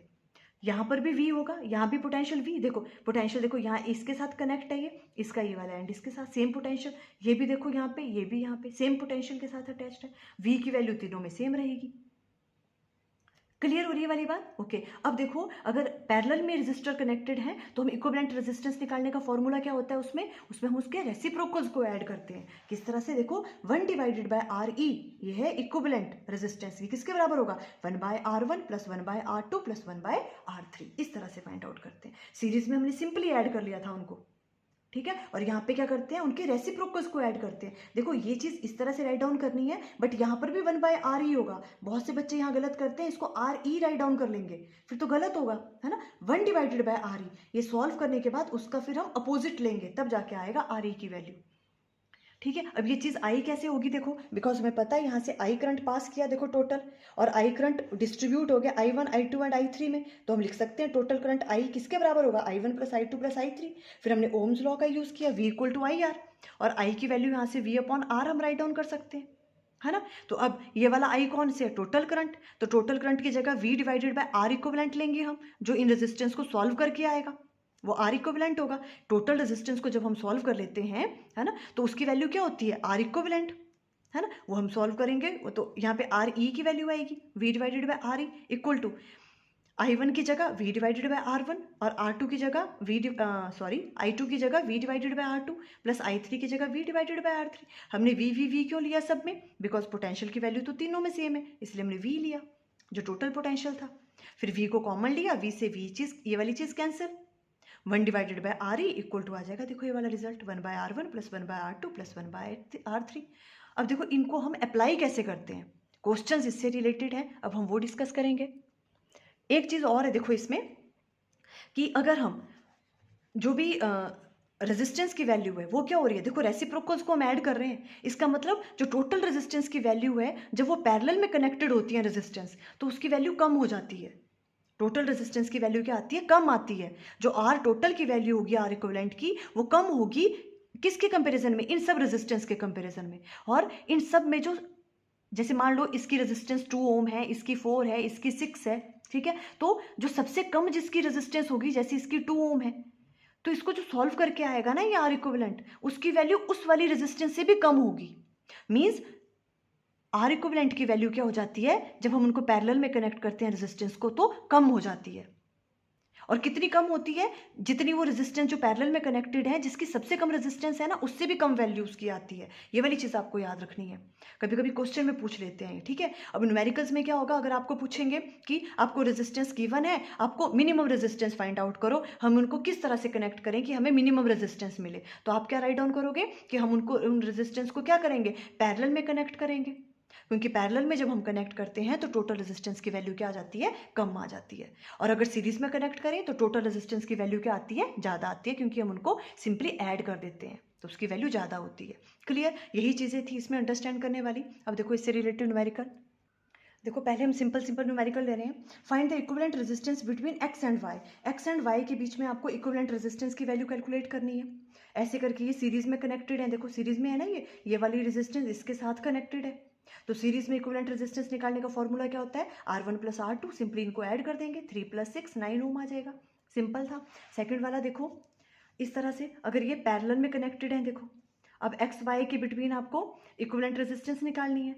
ये दोनों पैरेलल में है ना, पैरेलल में है तो किस तरह से निकालते हैं, इनके रेसिप्रोकल्स को हम ऐड करते हैं। 1 / R इक्विवेलेंट = 1/R1 + 1/R2 आता है। तो 1/R इक्विवेलेंट किसके बराबर आएगा, 1/2 + 1/4। 4 एलसीएम आ जाएगा, यहाँ पे 2 + 1 3/4। तो R इक्विवेलेंट की वैल्यू क्या आएगी, 4/3। इसको उल्टा करेंगे, ठीक है। बहुत सारे बच्चे यहीं पे आंसर छोड़ देते हैं, R equivalent = 3/4। No, R equivalent क्या आएगा, हमें इसका उल्टा करना पड़ेगा, बिकॉज 1/R इक्विवेलेंट की वैल्यू है ये वाली, है ना। तो R इक्विवेलेंट आ जाएगा 4/3 ओम्स। सिंपल। अब देखो नेक्स्ट लेते हैं, अगर इस तरह का कोई क्वेश्चन आता है। देखो अगर आपके पास कुछ और भी क्वेश्चंस होंगे जो आपसे सॉल्व नहीं हो रहे हैं तो आप कमेंट सेक्शन में राइट डाउन कर लेना, ठीक है। तो मैं वहाँ पर भी मैं उस पर वीडियो बनाने की कोशिश करूँगी, ठीक है। अब देखो ये वाला क्वेश्चन है, जैसे अब इसमें कैसे आपको पता चलेगा कौन सीरीज में है कौन पैरेलल में है। देखो ये दोनों तो सीरीज में आपस में कनेक्टेड हैं, देखो पहले इनको सॉल्व कर लो, है ना। इन दोनों को सॉल्व किया हमने तो 8 + 8 कितना आ गया, 16। तो इसको हम ऐसे करके राइट डाउन कर सकते हैं, देखो इनकी जगह एक ही 16 आ गई, R' मान ली हमने वो वाली, ये राइट डाउन किया ये आप देख लेना, है ना। सिंपल, हमने मैं यहाँ से अंडरस्टैंड करवा रही हूँ आपको। ये सीरीज में है, सिंपली सीरीज में क्या करते हैं हम ऐड कर लेते हैं उन रेजिस्टेंस को। 8 + 8 कितना हो गया, 16। ऐसे राइट डाउन कर लेंगे और ये वैसे रहेगी यहाँ पे 16। अब देखो ये दोनों किस में है, पैरेलल में है ना। पैरेलल में देखो कैसे पता चलता है, दो चीज़ें हैं पता करने की। या तो आप करंट देखो यहाँ से तो बैटरी से कनेक्टेड होगा ये, ठीक है। तो यहाँ से करंट आई आएगा, अगर तो यहाँ से कुछ करंट यहाँ से पास करेगा, कुछ करंट यहाँ से। और हमें पता है जब पैरेलल कॉम्बिनेशन में होता है तो ही करंट की वैल्यू क्या होती है, अलग अलग होती है। तो हमें पता लग गया ये दोनों पैरेलल में है, इसका मतलब, है ना। या तो आप इस तरह से पता लगाओ, या तो फिर देखो जैसे ये वाली रेजिस्टेंस है इसका एक एंड, ये वाली रेजिस्टेंस है इसका एक एंड, ये दोनों एक ही पोटेंशियल से अटैच हैं, देखो। और इसका एक एंड और इसका एक एंड, ये भी एक ही पोटेंशियल से अटैच है, देखो। अगर ये पॉजिटिव होगा ये नेगेटिव, तो देखो इस तरह से, इसका मतलब ये पैरेलल में है। जैसे आपको इजी लगे अंडरस्टैंड करना। अब देखो ये पैरेलल में है तो इक्विवेलेंट रेजिस्टेंस कैसे निकालते हैं, 1/R इक्विवेलेंट = 1/16 + 1/16 आएगा, देखो, है ना। ये आ जाएगा सॉल्व करके 1/8, 1/R इक्विवेलेंट आ गया 1/8 और R इक्विवेलेंट की वैल्यू कितनी आ जाएगी, 8 ओम्स। ईजी, इस तरह से करना है, ठीक है। क्या किया हमने, पहले इन दोनों को सॉल्व किया, उसके बाद सॉल्व करने के बाद जो आया वो इसके साथ पैरेलल में था, फिर उसको सॉल्व किया। अब देखो नेक्स्ट वाला क्वेश्चन है। देखो ये अगर इस तरह का क्वेश्चन अगर कोई आता है आपके पास, है ना, तो देखो इसको कैसे सॉल्व करेंगे। एक्स और वाई आपको यहाँ पे गिवन है, ठीक है। तो देखो इसमें से एक चीज़ पता लग रही है, देखो ये पॉजिटिव है ये नेगेटिव है ना। तो देखो ये एक रेजिस्टेंस है, एक ये, दोनों तो आपस में ही कनेक्टेड है, देखो तो सीरीज में होंगी, है ना। ये और ये सीरीज में नहीं हो सकते, क्यों, क्योंकि देखो इसका एक एंड इसके साथ कनेक्टेड है, इसका एक एंड इसके साथ कनेक्टेड है, आपस में कनेक्टेड नहीं है ये, तो सीरीज में होते, है ना। अब इसका एक एंड इसके साथ है एक इसके साथ है, तो देखो ये दोनों तो सीरीज में है पहले, और ये दोनों आपस में सीरीज में है, देखो बिकॉज एक्स और वाई पॉइंट यहाँ पे है। या तो आप इसको इस तरह से टिल्ट करो, यूं करके देखो, तो देखो ऐसे ऐसे कर सकते हैं ना, इसको एक्स वाई को ऐसे लेके आ जाओ, देखो तो खुद ही ये 4 ओम और 2 ओम इस तरफ आ गई, 2 ओम और 10 ओम यहाँ आ गई। तो देखो खुद दिख रहा है आपको, ये दोनों सीरीज में है, ये दोनों आपस में सीरीज में, इसको हमने इस तरह से लिया, है ना। तो सबसे पहले क्या करेंगे, इन दोनों को सॉल्व कर लिया हमने, सीरीज में सिंपली ऐड कर देते हैं, तो 4 + 2 आ गया 6, इसकी जगह ये आ गई, 2 + 10 सीरीज में है तो सिंपली ऐड कर रहे हैं तो 12 आ गई। अब ये दोनों किस में है, ये पैरेलल में है ना। पैरेलल में क्या करते हैं, रेसिप्रोकल्स को ऐड, तो 1/R इक्विवेलेंट = 1/R1 + 1/R2, इस तरह से ये सॉल्व करके एलसीएम लेके R इक्विवेलेंट की वैल्यू यहाँ से 4 ओम आ गई। इस तरह से करोगे आप सॉल्व, अगर ऐसा कोई क्वेश्चन आता है। अब देखो इसी टाइप का क्वेश्चन आपको CBSE में 2020 में आया हुआ है, देखो ये वाला क्वेश्चन, है ना। Calculate the effective resistance between A and B in the circuit given below. A और बी में आपको इफेक्टिव रेजिस्टेंस की वैल्यू कैलकुलेट करनी है। इसको भी आपने इस तरह से किया, देखो ऐसे करके, तो 4 और 6 ऐसे आ गए, ये 15 ओम बीच में भी दे दी इन्होंने, तो देखो 15 ओम यहाँ पे आ गई। और यहाँ पे 3 ओम और 3 ओम आपस में इस तरह से हैं। तो इजी, अब ये दोनों किस में सीरीज में है, सिंपली ऐड करके 10 आ गया, इधर 15 वैसे ही रहा और इन दोनों को ऐड करके 16 आ गया। अब ये तीनों किस में है, पैरेलल में है। पैरेलल का फॉर्मूला लगा दो, 1/r equivalent equal to 1/10 plus 1/15 plus 1/6। ये सॉल्व करके 1/r इक्विवेलेंट की वैल्यू आ गई 1/3 और r इक्विवेलेंट की आ गई 3 ओम्स। क्लियर। अब देखो एक इस टाइप का क्वेश्चन भी ले लेते हैं हम। देखो सीबीएसई में 2024 में आया हुआ ये वाला क्वेश्चन। देखो ये वाला आपको सर्किट गिवन है इस तरह से, ठीक है। Find the value of total resistance between the point A and B. आपको ये वाला पॉइंट ए है, ये बी और ये सी गिवन है। Find the value of total resistance between the point A and B. A and B के point में आपको टोटल रेजिस्टेंस फाइंड आउट करनी है। तो सिंपल है, देखो ए एंड बी के बीच में तो ये 3 रेजिस्टर्स आ रहे हैं, है ना, जिनके रेजिस्टेंस आपको गिवन है, ये सीरीज में है। सिंपली इनको ऐड कर देंगे हम, 4 + 6 + 16 26 ओम आ गया। देखो फर्स्ट का answer. Find the resistance between the point B and C. B and C के बीच में टोटल रेजिस्टेंस फाइंड आउट करो। ये दोनों किस में है, पैरेलल में है ना। तो पैरेलल में इक्विवेलेंट रेजिस्टेंस फाइंड आउट करने का फॉर्मूला क्या होता है, उनके रेसिप्रोकल्स को हम ऐड करते हैं। 1/rp, आरपी नाम दे दिया मैंने इसको क्योंकि पैरेलल की बात कर रहे हैं हम। 1/8 + 1/8, ये सॉल्व करके आ जाएगा यहाँ पे आरपी की वैल्यू 4 ओम्स। ये भी ईजी था second part. Clear. Okay, third part में देखो ये क्या पूछ रहे हैं। सी पार्ट में, सी का फर्स्ट पार्ट है, calculate the current drawn from the battery when the key is closed. आपको करंट की वैल्यू फाइंड आउट करनी है पूरे सर्किट में, ठीक है। अब करंट की वैल्यू फाइंड आउट करनी है तो हमें पता है V = IR by Ohm's law, और I की वैल्यू क्या होती है, V/R, है ना। तो V की वैल्यू तो आपको गिवन है यहाँ पे 6 वोल्ट। R की वैल्यू आप कौन सी होगी, बिकॉज हमें टोटल करंट फाइंड आउट करना है ना। तो R की वैल्यू क्या होगी, R इक्विवेलेंट। इन सबको सॉल्व करने के बाद जो टोटल रेजिस्टेंस आएगी उसकी वैल्यू हम राइट डाउन करेंगे, है ना। तो R इक्विवेलेंट क्या होगी, देखो ये पूरी रेजिस्टेंस आपको सॉल्व करनी पड़ेगी। यहाँ तक तो हमने सॉल्व कर ही लिया था, है ना। ये सीरीज में थे, क्या आंसर आया था 26 ओम, प्लस ये भी हमने सॉल्व कर दिया था सेकंड पार्ट में, ये कितना आया था 4 ओम। इन दोनों को ऐड कर लो, वो R इक्विवेलेंट आ जाएगा। पूरे को सॉल्व कर लिया हमने, ठीक है। तो वो वाली वैल्यू कितनी आएगी, देखो 26 + 4 वो आ जाएगी 30। अब हमने करंट की वैल्यू निकालनी है, तो करंट क्या निकल जाएगा, I = V/R इक्विवेलेंट, है ना। ये वाली चीज समझ आ रही है ना आपको, किस तरह से किया, है ना। देखो इसको पूरे को सॉल्व किया, ये 26 आया ये वाली, और इनको किया था तो 4 ओम्स आई। अब ये दोनों सीरीज में आपस में, क्लियर हो रहा है ना। देखो इनको, इसको हमने सॉल्व किया था, हमने इक्विवेलेंट रेजिस्टेंस निकालनी थी, इनको हमने किया, ये सॉल्व सीरीज में था ये वाली चीज, इसकी जगह हमने ये चीज राइट डाउन कर ली। इन दोनों को भी हमने सॉल्व किया था, इसकी वैल्यू 4 ओम आई थी, और ये दोनों किस में है, अब सीरीज में है। सीरीज में सिंपली ऐड कर लेते हैं, है ना। तो यहाँ पे I = आ जाएगा V/26 + 4 आ गया 1/5, और करंट की वैल्यू आ गई 0.2 एम्पेयर। तो 0.2 एम्पेयर का करंट फ्लो कर रहा है इसमें से। यहाँ तक क्लियर हुआ, ओके। अब देखो नेक्स्ट वाला है, in the above circuit the 16 ohm resistor और the parallel combination of 2 resistor of 8 ohms, which one of the two will have more potential difference across its two and.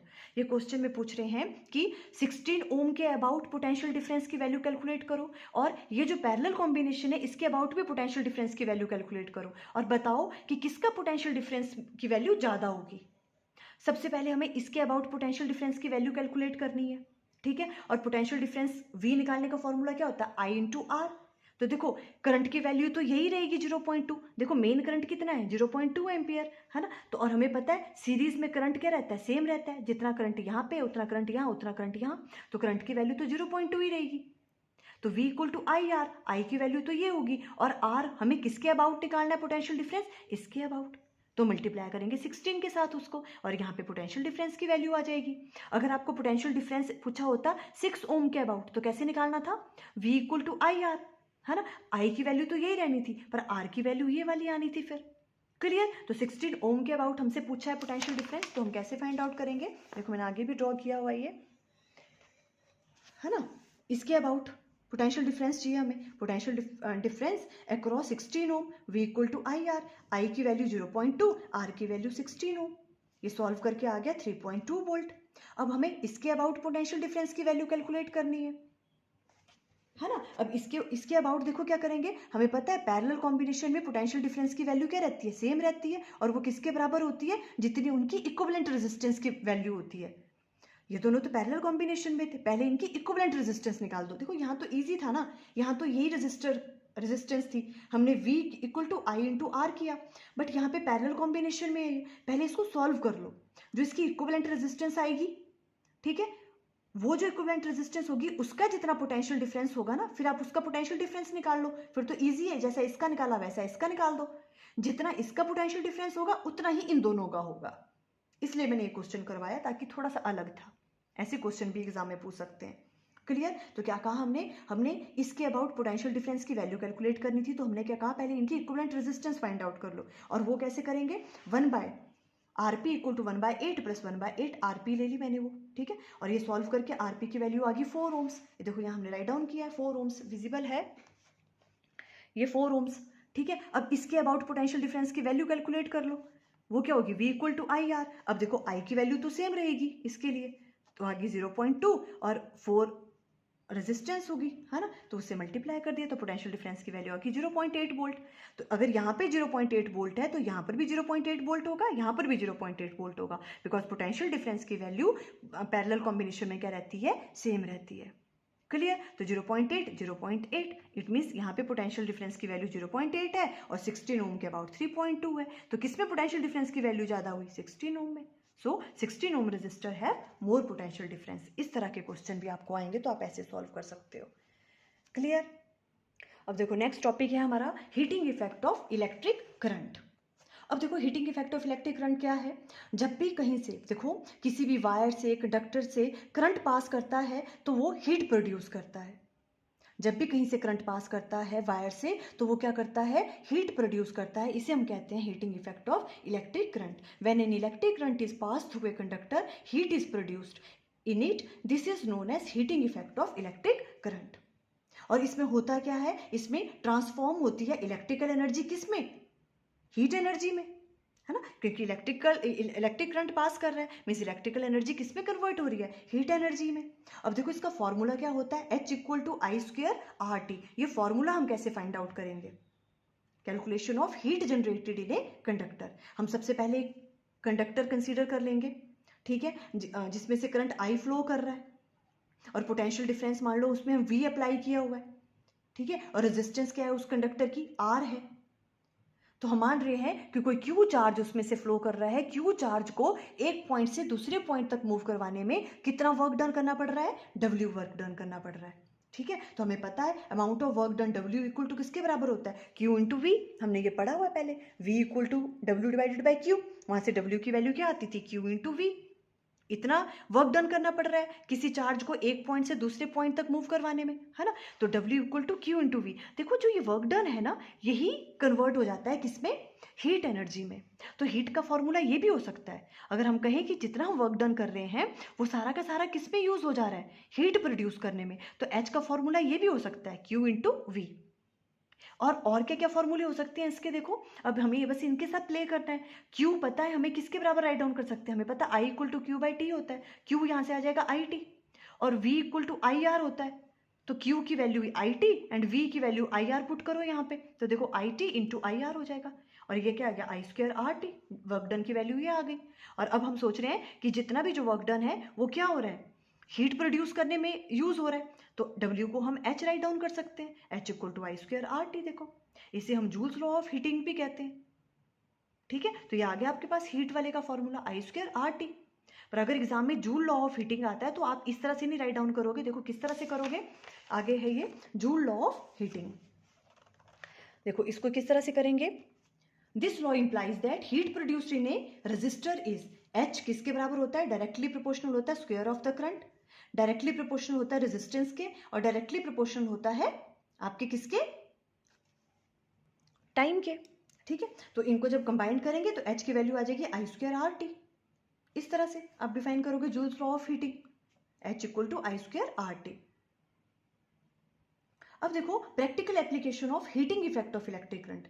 अब heating effect of electric current की practical applications क्या हैं, देखो जैसे हम घर में जो भी हमारे पास इलेक्ट्रिकल हीटिंग अप्लायंसेज होते हैं, जैसे इलेक्ट्रिक हीटर है, इलेक्ट्रिक आयरन है, टोस्टर है, इन सब में हम यूज़ करते हैं। देखो इसमें क्या होता है, हम जैसे हीटर है हम विंटर्स में यूज़ करते हैं, है ना, तो उसमें से करंट पास करता है और हमें हीट मिलती है उससे, है ना, ये इसकी प्रैक्टिकल एप्लीकेशन होगी heating effect of electric current की।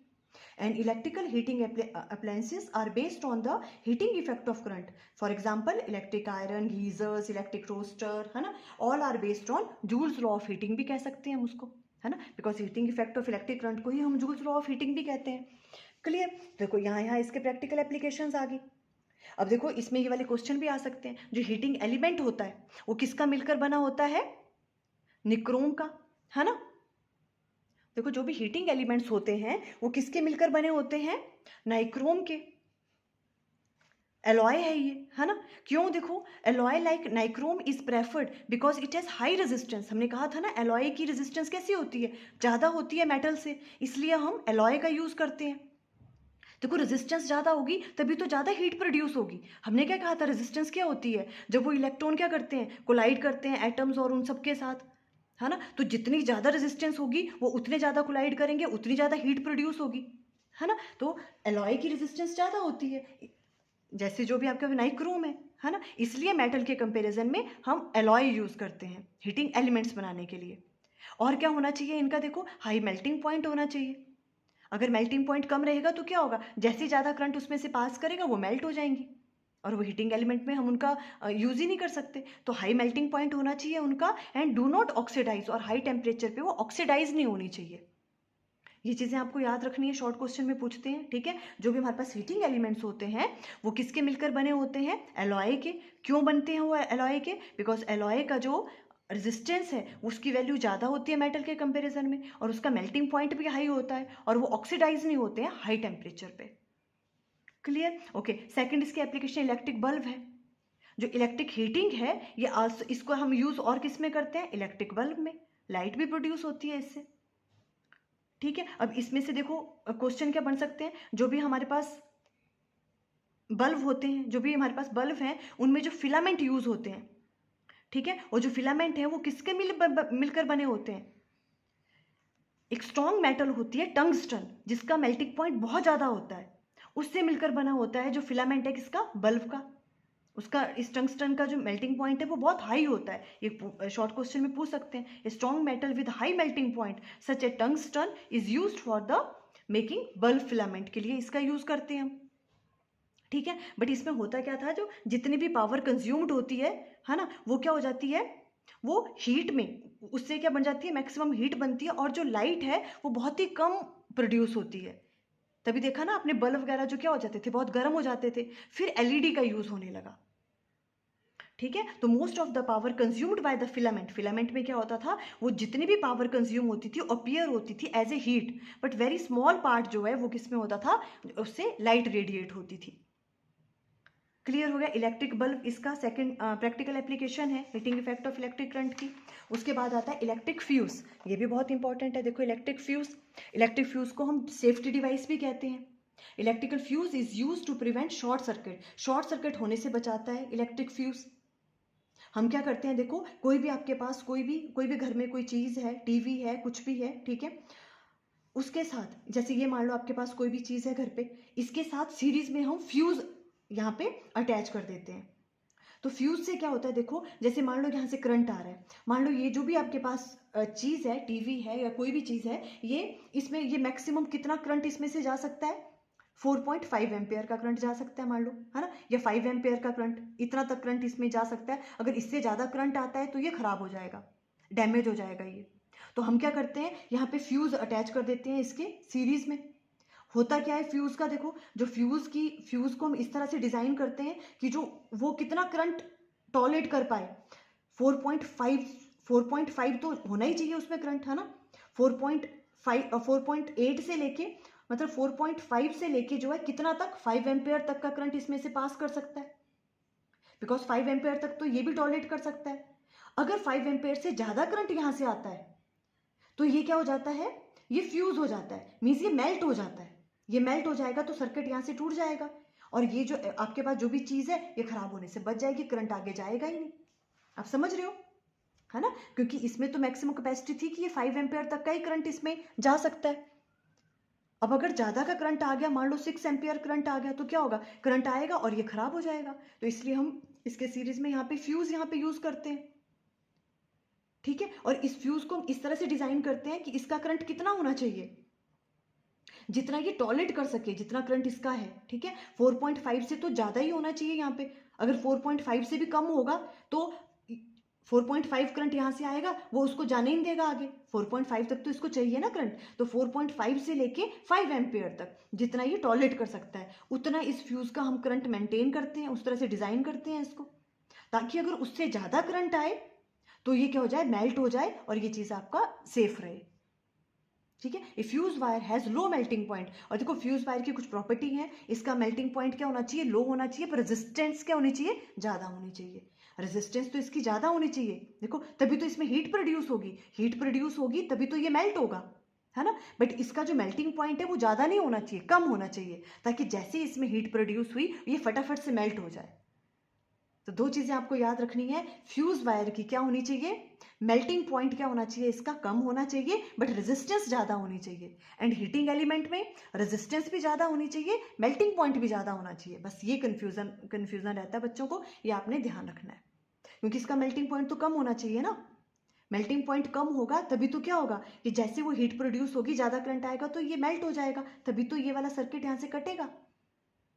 ठीक है, fuse wire should have high resistance and low melting point होना चाहिए इसका।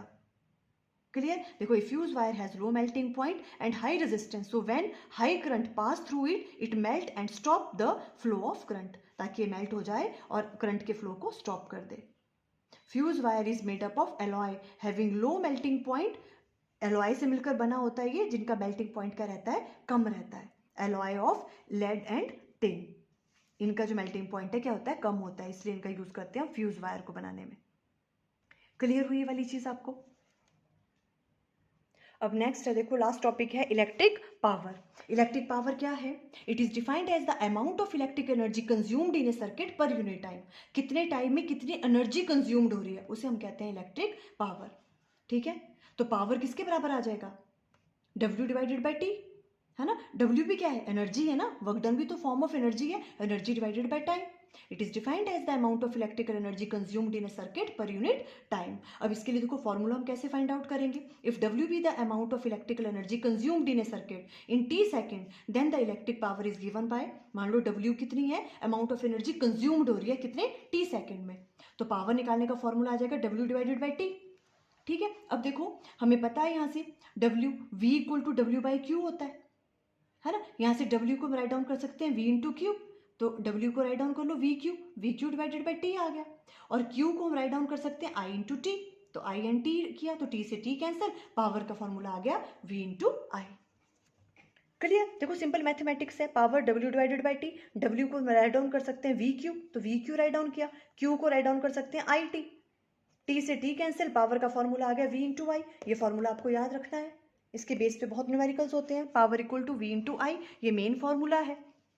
उसके बाद देखो इसी से हम दो फॉर्मूले और डिराइव करेंगे।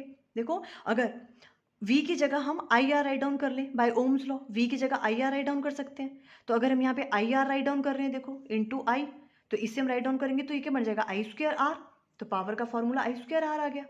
और यहाँ पे देखो अगर अब हम I की जगह V अपॉन R पुट करें, मीन्स हमें जो फॉर्मूला है वो V और R में ही चाहिए, तो हम क्या करेंगे I की जगह V अपॉन R पुट कर लेंगे। ये वाली चीज अगर आप यहाँ पुट करोगे तो पावर इक्वल टू आ जाएगा V वैसे है I की जगह V अपॉन R, तो V स्क्वायर अपॉन R।